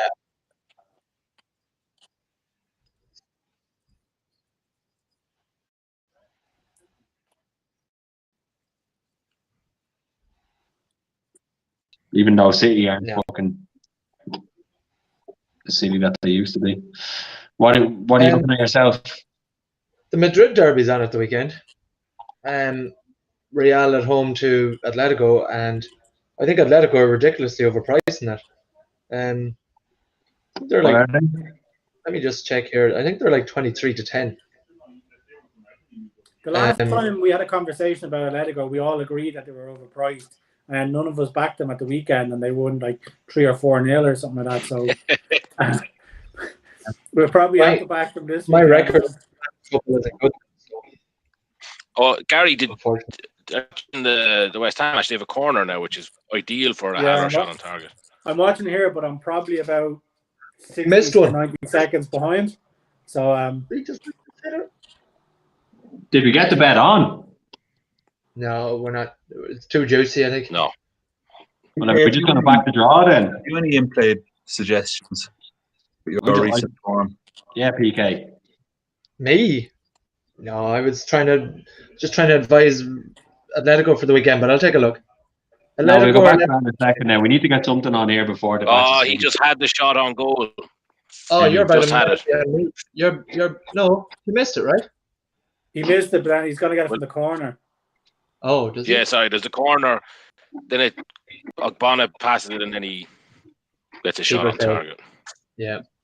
Wow. I think another goal in this game isn't a bad Thanks for the vote of confidence there, lads, anyway. All I said was I didn't have a clue about it, like that it I was said just I a looked coin at toss. right and all, and still didn't put it on.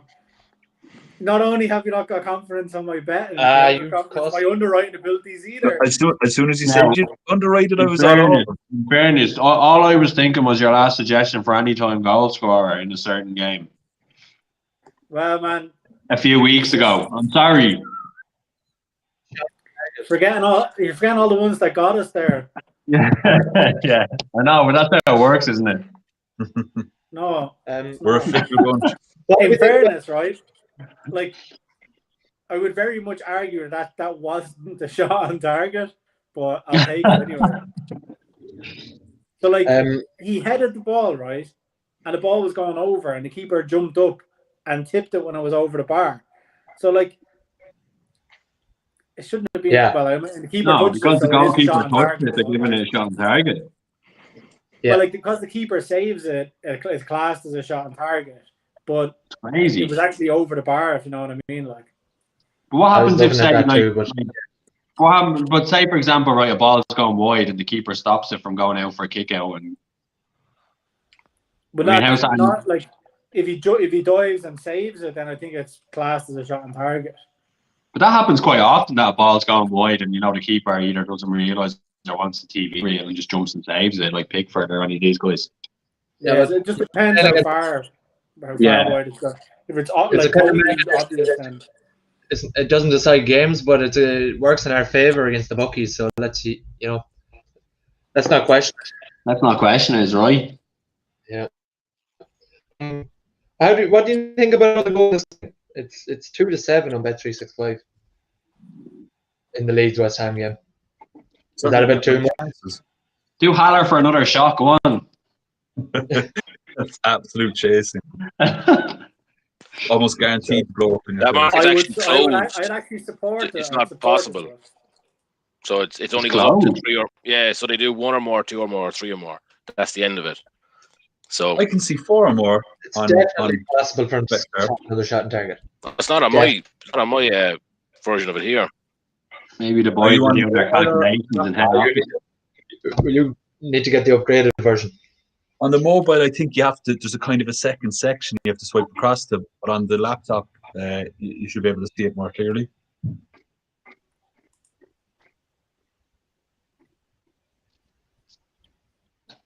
PK, you're over 3.5 isn't looking great here now. I thought there was a sniff of a. Mind your business. No, Still a there fade?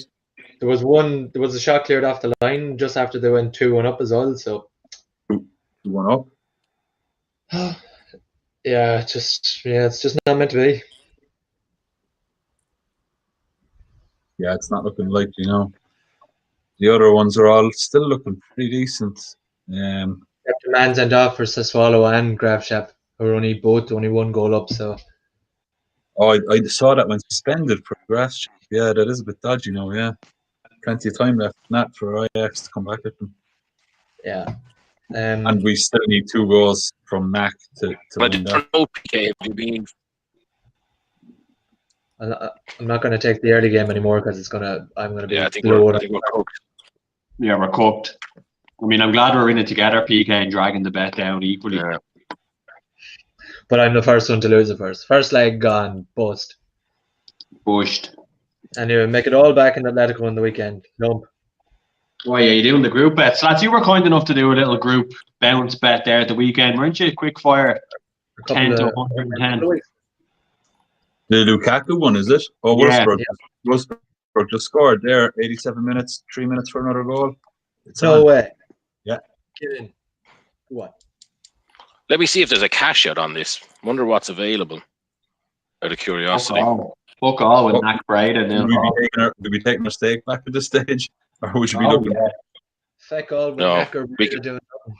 Ooh, Still the half, great taking goal. 80% still half an loss. hour left in the Eagles game, though. Like, 80% loss.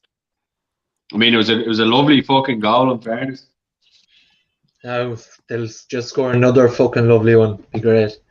That would have been a nice one for you, PK, when Frankfurt get the penalty to go 1 up. Would you fancy them in the running to come back and Yeah, win? given the stats, I would have if I wasn't otherwise occupied. Yeah.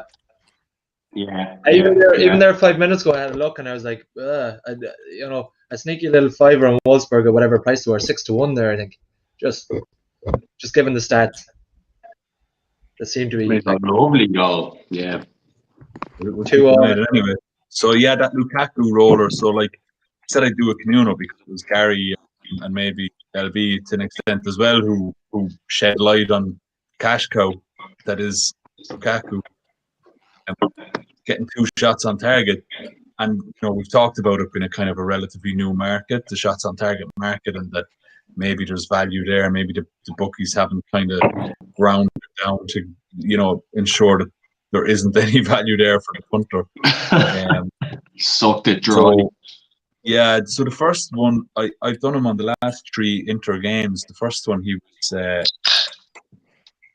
13-8, I think, and I put about 11 quid on just to get up to 30. The next one he was, I think, 5-6 against Bologna, and I put the 30 on to get up to 55. And then Champions League there during the week, he was 4-6, but I actually missed getting on at kickoff, so about 15 minutes in, he was even money, so I put on 55 to 110. The goal is to get that tenner up to £1,000, which is a common theme in my gambling. But so they're playing at Cagliari tomorrow. He didn't score against the time out, but he got 3 goals in the 2 games before that.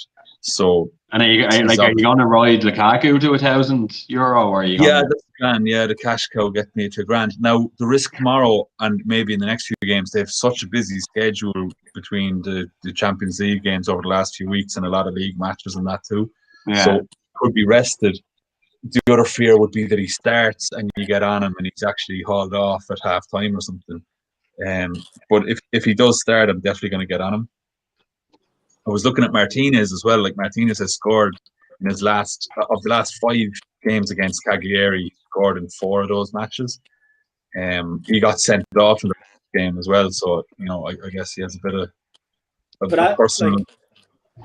Like, we've talked about this again, myself and Liam and a couple of other lads.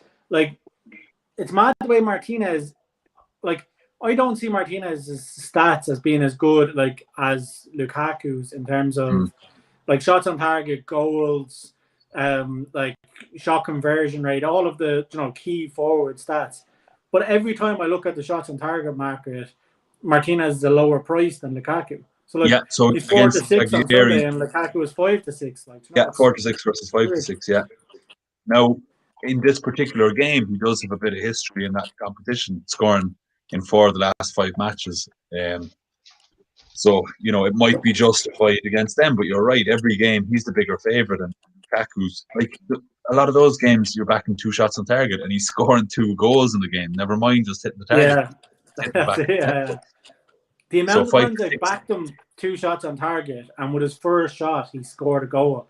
And you're like, why am I doing, like, a goal scorer double as well as it, like, throw? The amount of times I've done it, you're just kicking yourself, even though you're winning your bet. You're just like, why? Like the greed just kicks in. Like, to be fair, I had him for that 0-0 draw during the week in the Champions League, and he got 2 shots on target. I think by about 55 minutes, he had 2 shots on target, but he didn't score at all. So, it does kind of go both ways there. I know, but like, if you were doing, I'd say since I started doing the bet. If I had been doing them like first goal scorer or anytime goal scorer as well, like you'd be up a fortune, like like it's not crazy. rolling it, just throwing on whatever 20 quid or 50 quid every game, like it'd be Yeah. What I was going to ask you actually, and since you have an invested interest in this bet, I was going to say, like, say if Lukaku was on the bench, right, on Sunday against Cagliari, he comes onto the pitch at half time, like he starts in half. So you'd probably be talking, he'd be somewhere around 2-1 or 3-1 for 2 shots on target at that stage. Would you get on him then, or would you just kind of take it? If he doesn't start, forget about it. Next match, don't rush it. Like. If he had 20 minutes, I'd be backing him. Yeah. Okay. That's just, the only negative I'd see for Sunday is that, like, it's an 11:30 kick, a half 12 kickoff in Italy, like. So sometimes those early games, can be just the 2 teams are kind of groggy and they're kind of shit games or whatever. But like, there's so many, like, you look tomorrow at the Premier League, Championship, whatever, and you try to pick a game like in win, draw, win at even money, and it's so difficult just to pick out one game and get the winner. Like, whereas in the 2 shots on target market, it just seems like such good value. Like, you know, that's it, because you could have a shit game and still get 2 shots on target. That's it. Also, like just for the entertainment, if you're sitting down at 12:30 on Sunday to watch this game, like, you don't care if it's 0-0 or 5-5. Like, you know, all you care about is Lukaku getting the ball and shooting. Like, so yeah, I love the bets anyway. I think it's brilliant. So yeah, it'll be 110 quid going on him anyway Sunday morning. So I'll be eagerly looking to see if he's starting and getting on that. And just while I was looking at it as well, like the last four games they played against each other, both teams have scored. And Cagliari, just their recent matches anyway, they've been scoring and conceding, you know, nearly every game. So Inter to win and both teams to score, I just thought, look, decent value at 7-5. Inter are odds on to win. You'd think they'd be looking to bounce back after getting dumped out of the Champions League midweek. They are away from home, so there might be a bit of risk there, but I'm hoping the away from home factor will just make it more likely for Cagliari to score, but Inter still go on to win that game. So I just think 7-5 is a good bet there as well. But my focus will be the roller onto Lukaku. So I reckon 3 more games should have him up close to, should have that pot up grand. So that's on target from Lukaku in the next 3 games, and we'll be happy out. Nice one. And we won't have the temptation of any European games for the risk. Plus, he's going to be getting a week-long break, like, you know, so there's a busy schedule even in the Serie A over Christmas. Like, I think they have a midweek game. Have a break. Yeah. So I'll be kind of keeping an eye on that, and I'll be patient if I need to be. But I'll look for your opinion anyway while we're into the last couple of games of a potential windfall there. No, speaking about are we back in Haller for another shot on target, or what's the story? I mean, we need to do something because the fucking main bet is gone. No, it's too far gone in the game to be doing that now, isn't it? Dushed. Oh, good chance leads. No. Shopping around here, and I know combo. I've noticed combo's gone. Dust. Let's concentrate on the roller. Not about the roller. That's the last time. I'm losing track of all these. We're nearly coming up with our fucking these games as well. It's a killer. The red card is an absolute killer. But like, what's one more FTA? Yeah. Bet3 it's 8-15, but there's only been 2 shots on target in that game according to Bet365. And the open goals. I mean, I'd love to know what constitutes a dangerous attack on these trackers, because when I'm watching the fucking game on live score, it makes it seem way just more. Get remotely near the final get remotely near the box. That's it. Yeah, I think so. You look at some of the matches, you see 56 dangerous attacks, and you're like, what kind of game was that? You know, never seen. It's very, very generous. So. There's a game like Anglo Ibana is 13-1 for a shot on target. Like centre half.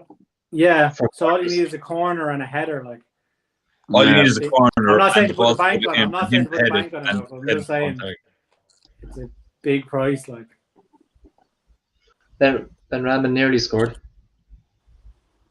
So there's been over 3.5 in every single game in that Dutch second division except ours, which is 0-0. That's how you pick them. That's how you pick them, yeah. I mean, what odds would you be looking at over 3.5 in fucking 5 games? Decent. In that division, not really. It's the most goal-flooded league in Europe, I believe, but still looking at a decent account. It'll still be even money in those games. Even, yeah. 5 even monies, like. Yeah. 1. No. 100-1. Don't do it to yourself. Just don't be fair. 3-1. 6-1. So come here. We're going to get excited and just lump on something for the cracker. Yeah, I think we should. Yeah. Right, guys. What's come to mind first? We'll just do it, seeing as you had Haller and we didn't back you. What about just another goal in this Leeds game? Are people confident about that, or is it dodgy? It's still a bit. Definitely not. I'd be back in the draw, not even watching it. So you think no more goals? Just for me, in my head, I had a draw in my head going into it, but Well, I think if anyone, if you want to go very safe, Sporting Lisbon are playing Pacos Ferreira in the Portuguese Cup, and it's 1-11 for over half a goal. There's only 11 minutes. Just fun because the prices are dropping here. It's 1-3 nearly for under 3.5 goals in the Leeds match. So not 2 more goals. See, I don't even think I'd back that, because like every time I look at the screen here, there's a shot. Now they're not great shots, but all like, over, it could very easily be bang bang goals. Like, So I would be thinking somewhere like the Chievo or Sassuolo game, or I said in that Portuguese game, you've got 80 minutes left. I was watching Chievo on and off, and I wouldn't be backing anything in that. Let's see what the Portuguese one is. We say 1-11, so it should be a good bit more on the exchange.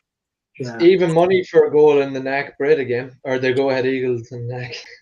I was feeling confident about that based on the in-play, but the Eagles have a 3-0 all draws in their last 10 games, which that might be the only 3-0 all draws in that league over that period. I still would feel confident of the goal there, but it just seems like something you could regret by backing it despite the kind of red flag that's there. Yeah. What about the 2 other games in that division? Yeah, well, the problem is the Grass chap were favourites there, and they have a red card, and now it's 2-2. I could see Ajax going on to score for sure. I don't see the Grass chap scoring with 10 men on the pitch. You'd expect they'll probably be holding out for the draw. Telstar just scored, so that's 3-2.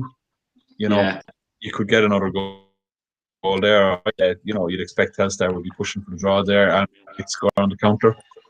I think that's a good one. I'm looking at the stats. I like the one I go for if I was going. It's 4-7 for another goal, which does seem decent. Which game is that? That's the Telstar versus Almere City. We can pull the trigger on that one. I do like the Portuguese one. Looks pretty safe as well at that. Whatever it is, 1-8 now. But maybe we can get the one first. Yeah, we could give a bit more time to that Portuguese game, I suppose. You could always do a double. Was a goal. Yeah, I could always do the double, yeah. I do fancy that Dutch game now, actually. Now that I look at it, I'm probably going to get on it myself, so. My current form, well, actually, my form, full stop. My picking. Did we talk Super Contest yet? What is it? Did we talk the Super Contest yet? And no. The picks again, no? No. Will we squirrel away this bet? Are we going to decide what we're doing here first, or? I'm just going to pull the trigger on Telstar Almere just to keep it simple. Fair enough, right? If it comes in before the Sporting Lisbon game, we can jump to that. Guys, what are you thinking? Are you, LB? I'm saying. What price are you getting on it? 1.69. Yeah. Jesus Christ. Oh, Lord. Sheriff. The fucking sheriff is gone and fucking LB's gone rogue. Yeah, I should look at this game now. Oh, the odds are drifting like wild here. Get on it. LB's going around 1.7. We're going on the nobodies to score another goal.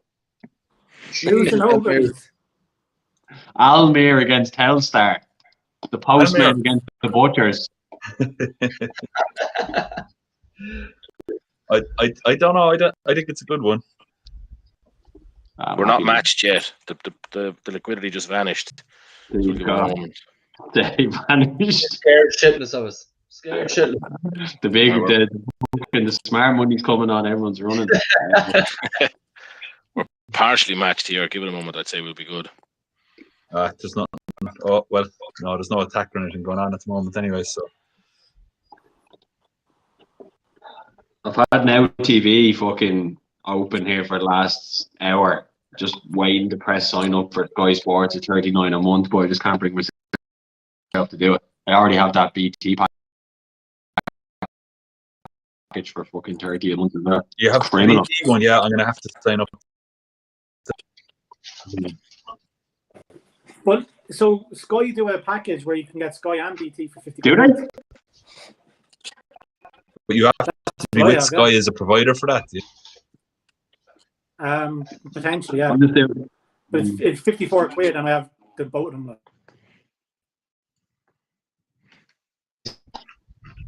I'm using that now TV, and it's handy because you can stream it through the PlayStation, but it's fucking, it's not like.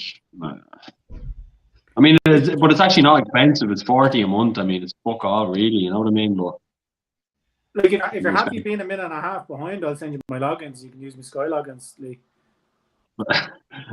Well, I'm about 3 minutes behind here on the PlayStation with the stream at the minute, so you're telling me about all the goals.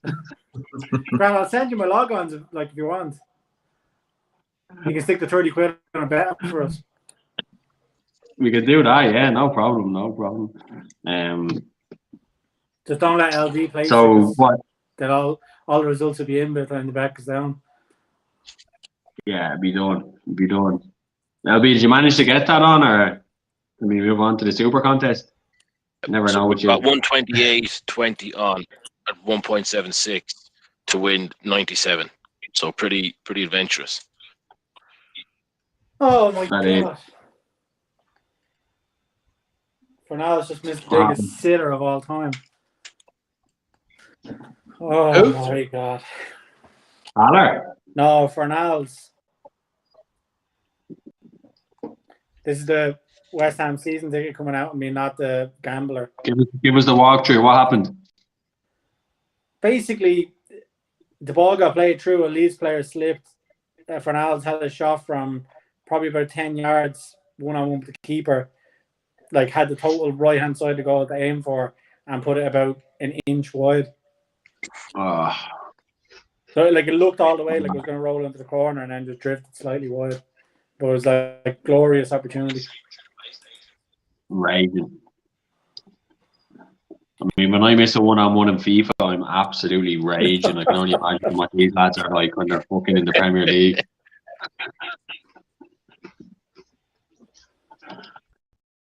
Much the same. Oh, Leeds missed another good chance. Jesus.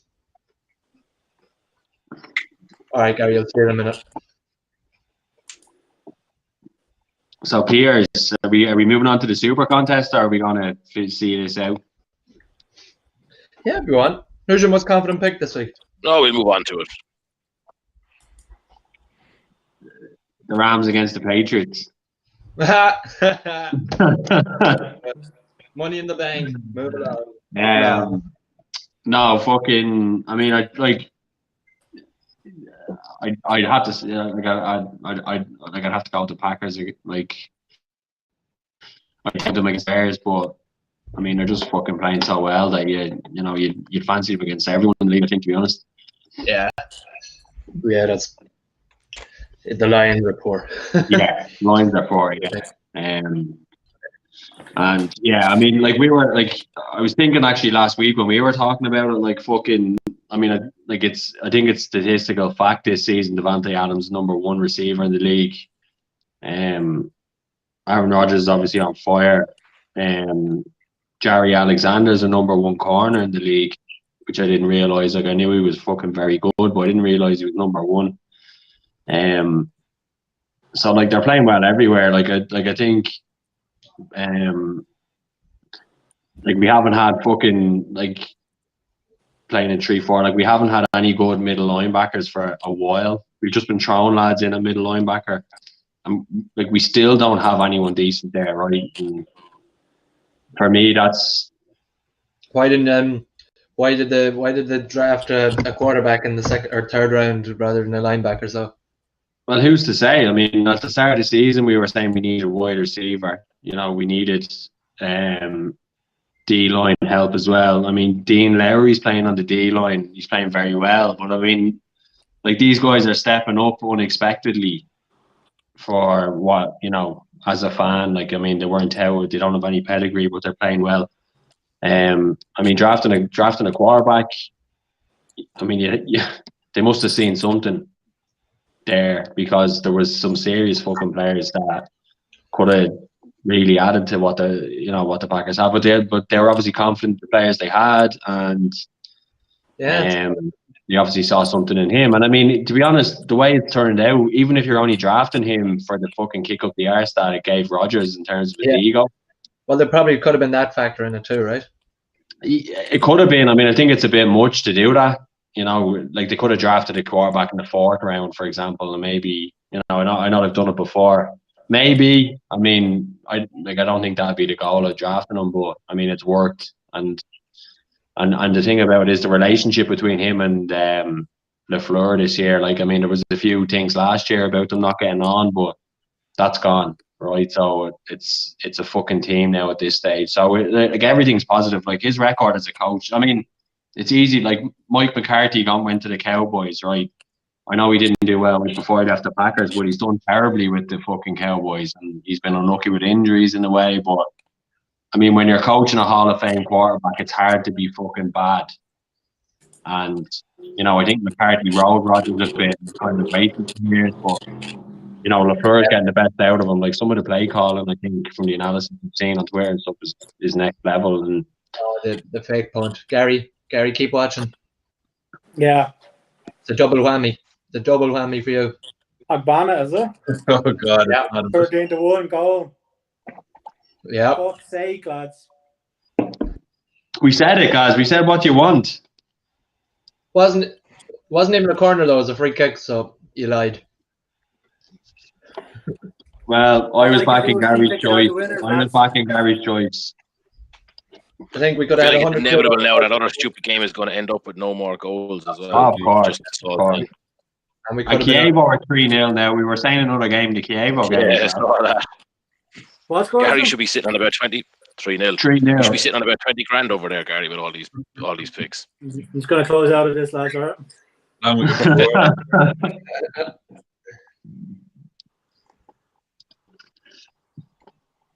There's a way to have it down, or anyway.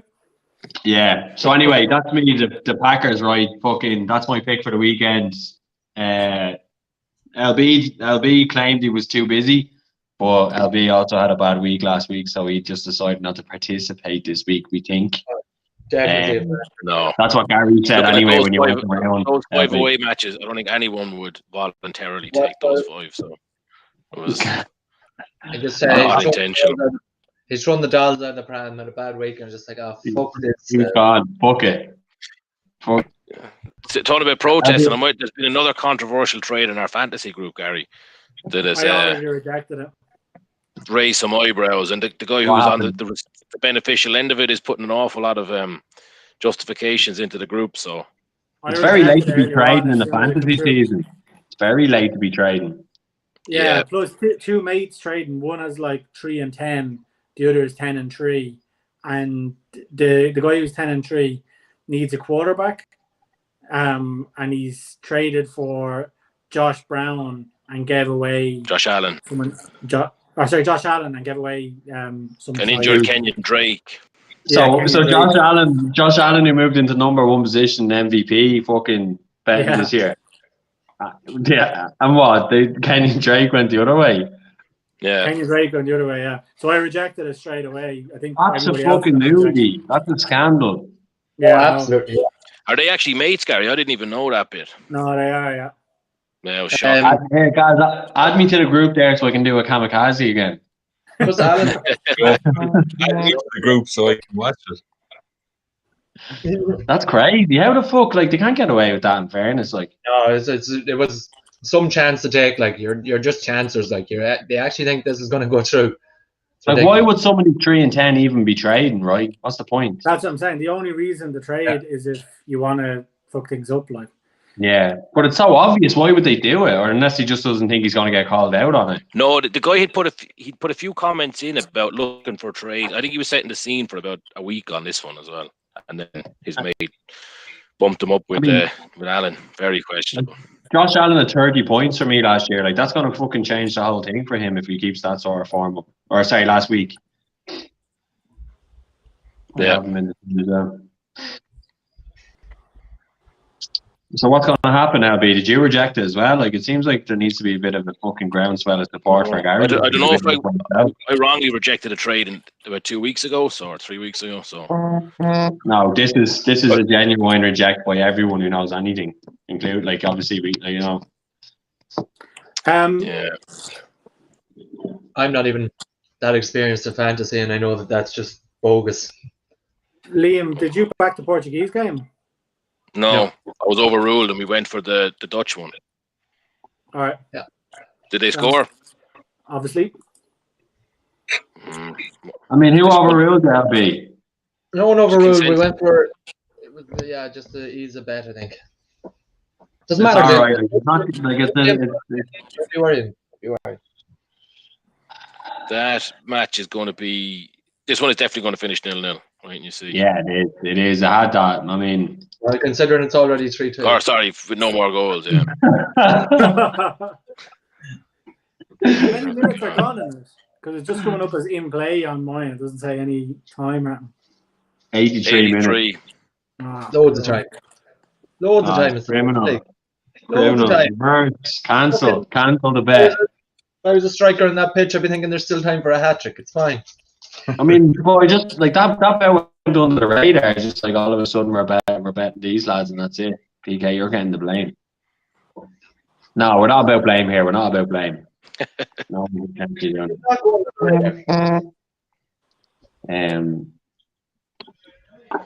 So just to take our mind off it, lads, just what's your picks for the weekend, or what's your thoughts on the weekend with the NFL? A decent one, I think. Actually, certainly one that I feel confident about whether it will unfold that way. Well, I said the Inter and both teams to score was decent, but I was looking at Ajax versus debatable. Is it PEC or PEC? Do we call them? On Saturday evening, Saturday 7 p.m. Irish time or GMT. So Irish Standard Time. The last 9 games, the last 9 head-to-heads, Ajax have beaten them. 4 of those they've beaten them 0-5. They've beaten them with both teams scoring. And the last 3 times they played, Ajax won with both teams scoring. So it seems a pretty decent bet to me to go for that side of it again. Ajax are on a run of 3 defeats, so like they've been conceding goals. 2 of those were those Champions League games that we've already spoken about. The last league game they lost 2-1 at home to 20. So you know they're going to be all out for a win. Yet they are conceding, so I'm kind of thinking, you know, both teams to score seems like a decent bet here. Beck have scored in their last 9 games on the road, 6 of those league games, but they actually didn't win any of those 6 league games. So while they're scoring away, winning away. So Ajax, I don't actually have the odds in here in front of me, but I think it was about the same. I think it was about 7-5 for Ajax to win and both teams to score. I think that's a decent show for the weekend. Sounds good anyway. What price did you say it was, lads? Let me double check it here, but I think it's around 7-5. But let me hop in and check and confirm that because I just don't have it in front of me. Haller got his other shot on target as well, lads. Jeez. Been a good night. Everything mentioned except what we went. Is that? We're going to be sitting on our roller is going to be back to 0, and we're going to be wondering how we've made like 5 or 6 winning consecutive. We'll be able to take about 25 snippets of this stream and look as if we made the best calls of our lives. And about 15 minutes ago, for another shot on target, Haller was like 5-2. So you're probably like 6-1 there to get it. Bono was 13-1. Frustrating. That's criminal. But we've still got a few minutes left in Telstar, so hopefully. Well, if we get a goal there, we'll be happy enough. We would have had 2 decent rollers through the stream for a banker bet. Yeah. But what's the odds now? I'm on it here. It's over 5.5 goals. 3.8. 3-1. Yeah. I'm looking at the match now. There's very little happening. Very, very little. Oh my God. Gary. Gary. All you can do is hang the fucking fruits in front of us, and if we don't decide not to take it, sure, what are you to do? I know, man. I think it was you that started the negativity though when you start bringing up the Che Adams bet. Yeah, that's a fair point. No. In fairness, I think it was before that when I started questioning Haller. I think, Liam, is there any chance you can rewind this stream and we can have a listen back just to hear the Che Adams criticism again? Yeah, I'm not denying it. I know it was there. I just think it was earlier than you're giving me credit for, which is, I think it was fairly straight away. Telstar have missed an absolute stinker here as well. Like 3 shots all in the box, and it just, oh my God, I can't believe they deserve to lose this match. I hope they lose 4-2 and don't because that was shocking.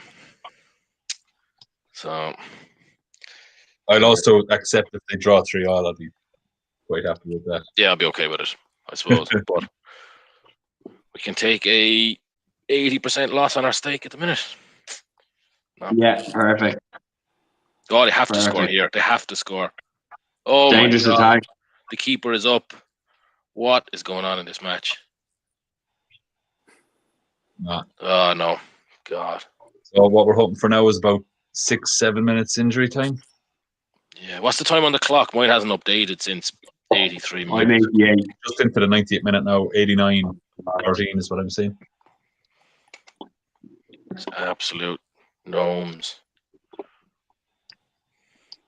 Telstar are pushing. I was more expecting that Almere would score kind of on the break rather than Telstar equalising, but they don't seem to be getting much action anyway. Yeah. We're not going to do the post-mortem, but you don't want us to. Well, I wouldn't be blaming myself. I never blame myself, put it that way.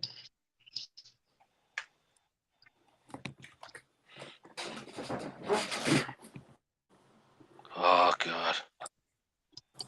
That's it. You see here, it's into injury time now, so I'm just praying. The keeper is up and down like a yo-yo here, isn't he? The Telstar keeper, yeah. How are you watching that live, LB? Yeah. Oh, for fuck's sake, 2 minutes injury time. I can't remember the last 2 minutes injury time after the meeting. 3 was just the accepted minimum.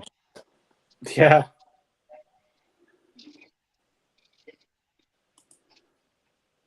God, this is grim. 2 minutes is absolutely nothing. I was fully expecting 5 for no reason other than goal kick. Then it's just, oh well. Yeah. Why would you back another goal in a game that's 3-2?